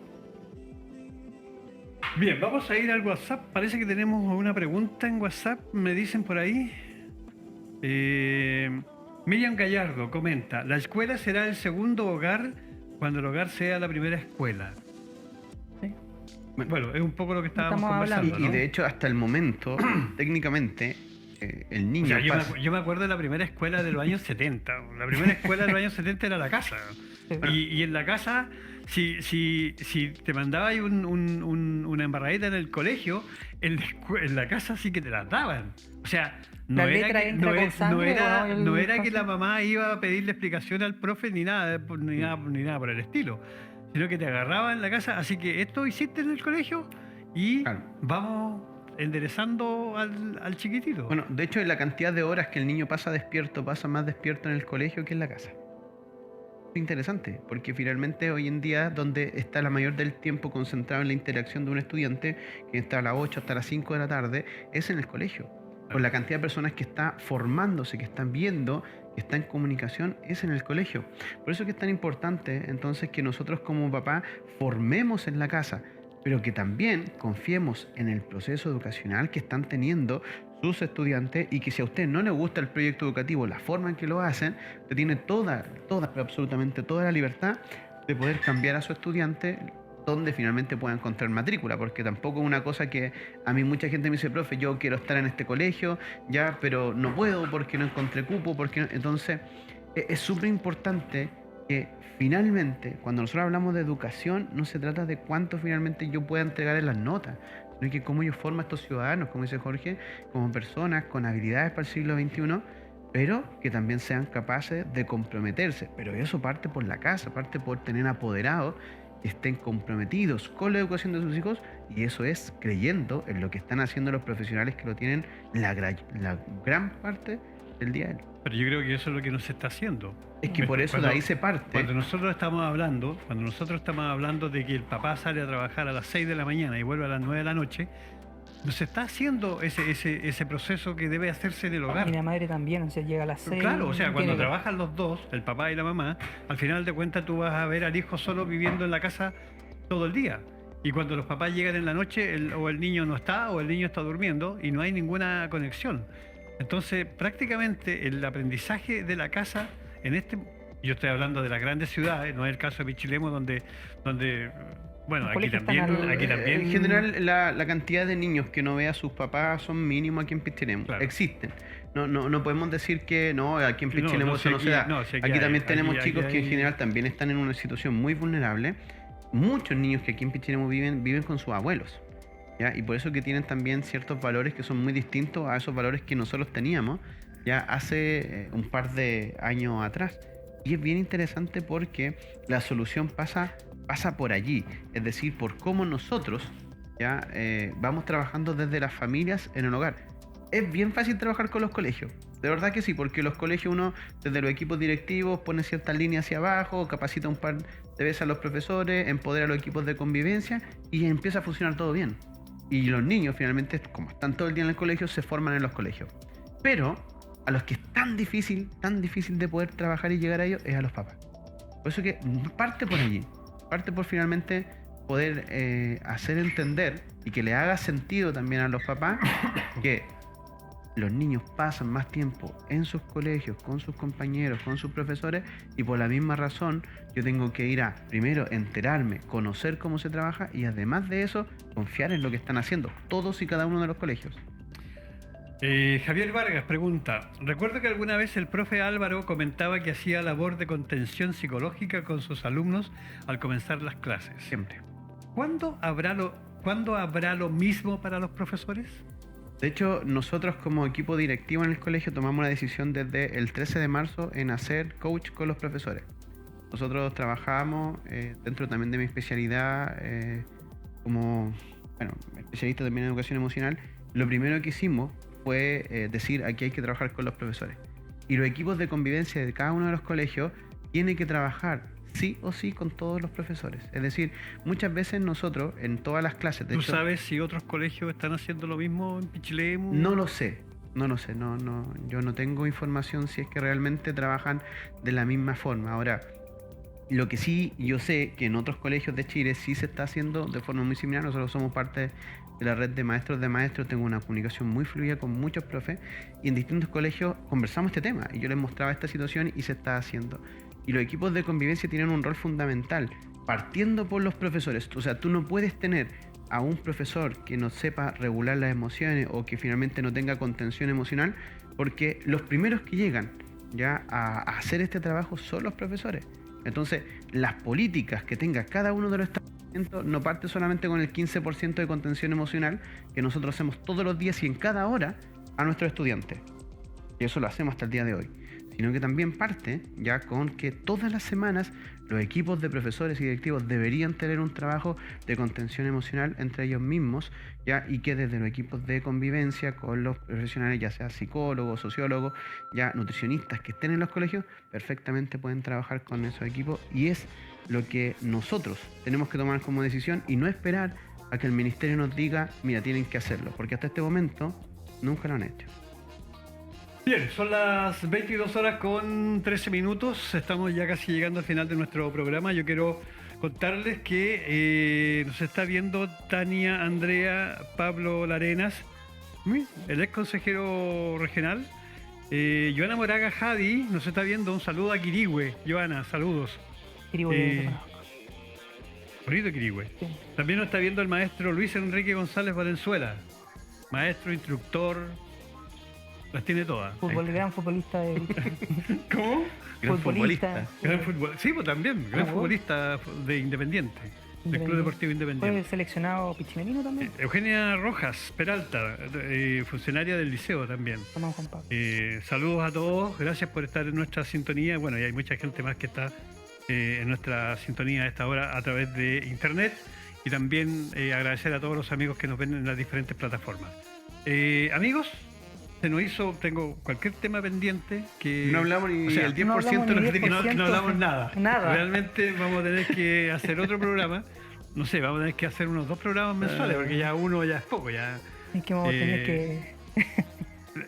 A ver, yo entiendo y que yo creo que la gente entienda un poco que nosotros tratamos de profundizar los temas, no queremos como hablarlos por encimita, Sí. porque al final no tiene sentido ese punto. Claro. La cosa es tratar de llegar lo más profundo al tema que tenemos en conversación, y es por eso que hoy día conversamos prácticamente 2 temas largamente, y un tema para relajar un poco el tema, la conversación, que fue el tema del fútbol, que aquí no cachan nada de fútbol, ninguno de los Para dos. demostrar Yo cacho sobre de todo mi fútbol, así ignorancia. Fabricio, yo. No, yo el hombre conozco- sabe mucho de fútbol, sí. Jorgito es especialista en fútbol, sobre todo fútbol local. Mucha historia local. Acá es uno de los grandes Gracias, cracks. Álvaro, por ese No, sí, es halago, verdad. así que. Bueno, No, es un historiador, ¿no? Sí, no. Historiador en Profesor de todo historia. sentido de la palabra. profesor de historia. Sí, es que ¿Es historiador también? Sí, tiene? es interesante porque Jorge realmente él se dedica, y si nosotros siempre decimos, bueno, ustedes dos son historiadores. Sí, yo principalmente me dedico a lo que es la historia de los orígenes en Pichilemu, ya desde el año 1920 hacia atrás. Por eso que cuando 800. hablamos, claro, de 1920 hacia atrás, o sea, hasta el año 1500 y algo. Pero Jorge es un especialista en historia local reciente. No soy Y dentro de eso... especialista, No, O sea, sí, del año no. 1925 para adelante. Claro, más o menos, por eso que nos complementamos. Y él sabe, de hecho, mucho desde el año 50 en adelante, y sobre todo de la historia del fútbol. Es una de las personas que más sabe. La Así historia que... de los carretes, ¿cierto? Esa es- Bueno, esa historia la sabemos cada uno a su Sí, manera. La bueno, historia de los de los y hay carretes. otra cosa. Hoy día podríamos conversar la historia de los carretes en Pichilemu. No, es buen tema. Yo he conversado con varias personas. ¿Lo dejamos para la próxima edición? Sí, Para sí. todos los carreteros, para que nos Ay, vayamos ay. acordando de esos carretes de... mejor Ahí no. nos pueden mandar fotos funándonos si es que tiene alguno de esos O carretes. sea, yo creo que muchos nos van a funar. Ay. Yo no, porque nunca. Ajá, no salí carreras mucho, yo era piola, muy mire. reservado en eso. No, yo tengo unas historias de No. carrete, pero espectacular, y seguramente muchos las conocen, así que no vamos a hablar de ese tema mejor. No, Sí, hay que- no, porque ahí si no. no, En el baúl, hay que dejarlo en el baúl. se va a Sí. complicar el tema. se va a No, complicar. sobre todo por el perfil que tenemos, entonces después la gente se mira con qué cara después vienen a hablar de esto, Claro, así que no, ¿sabes exactamente. qué? Política. Pero bueno. Bueno, muchachos, yo quiero agradecerles el que nos hayamos vuelto a encontrar en esta tertulia de conversación, que esperamos que sea del agrado de todos nuestros televidentes. A finales de abril nos encontramos nuevamente para analizar lo que vaya pasando durante este mes. Bueno, nosotros teníamos varios meses de temas de conversación, por eso nos quedaron muchos temas en veremos.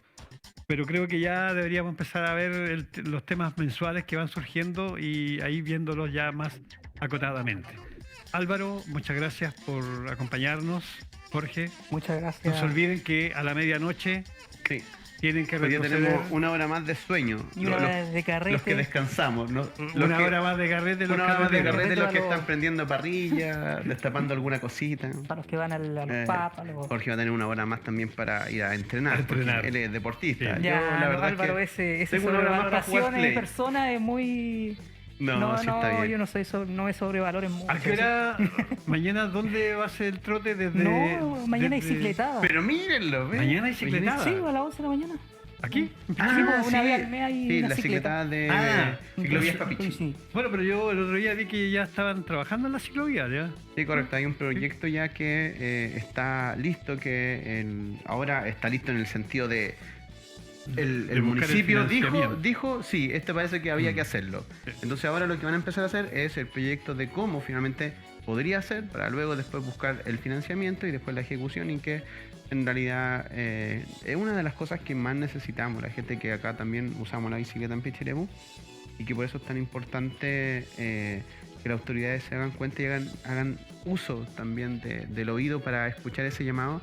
Ciclovías Papichi lleva varios meses. Lleva del año ¿Ya? pasado. Sí, correcto.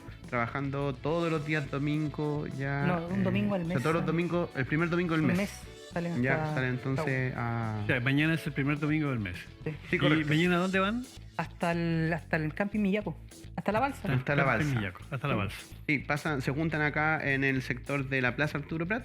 De ahí De entonces. ahí llegan al camping Millaco, se comen un asado y vuelven. No. Se van por las avenidas principales, llegan hasta el sector de Punta Luego, Lobo y ya, después- y luego entonces Camping Millaco y ahí después se devuelven.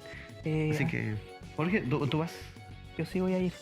Pero bueno. Yo creo que Álvaro también es Es un que yo- gran exponente del deporte. Sí, no, así yo que- de verdad que ando en bicicleta, pero yo no voy porque tengo miedo de quedar botado. Por mi estado físico, la verdad es que no seguiría el ritmo quizás a lo mejor Pero Álvaro del tenía una resto. historial con las bicicletas, siempre ha andado en... Sí, pues no, yo siempre he andado en bicicleta. Un Siempre he deportista andado- de élite, así que... Estuve con Gary Fisher, el creador del mountain bike, corriendo en una carrera ahí en Santiago hace varios años atrás. Tenemos la foto con Gary Fisher y, bueno, no sacamos podio ni nada. De hecho, con suerte llegamos, pero llegamos. Pero llegaron. Eso es lo importante. Así es. Bueno, jóvenes, nos encontramos a fines de abril. A fines de abril, ¿Mm? sí. Ok. Amigos, muchas gracias por la sintonía. Esperamos haya sido agradable la conversación que tuvimos hoy día. Agradecer a todos quienes opinaron con respecto a los temas que conversamos. Y nos encontramos el próximo sábado nuevamente aquí en Pichilemu TV en otro cóctel de sábado para ustedes. Amigos, buenas noches. Buenas No se noches. olvide retroceder el reloj cuando sean las 12 de la noche. Usted lo retrocede a las 11 y tiene una hora más de carrete. Tiene una brama de carrete, sueño, De todo. de todo. A jugar Amigos, play. buenas noches. Buenas noches. Chao, chao. Chao, chao. Chao.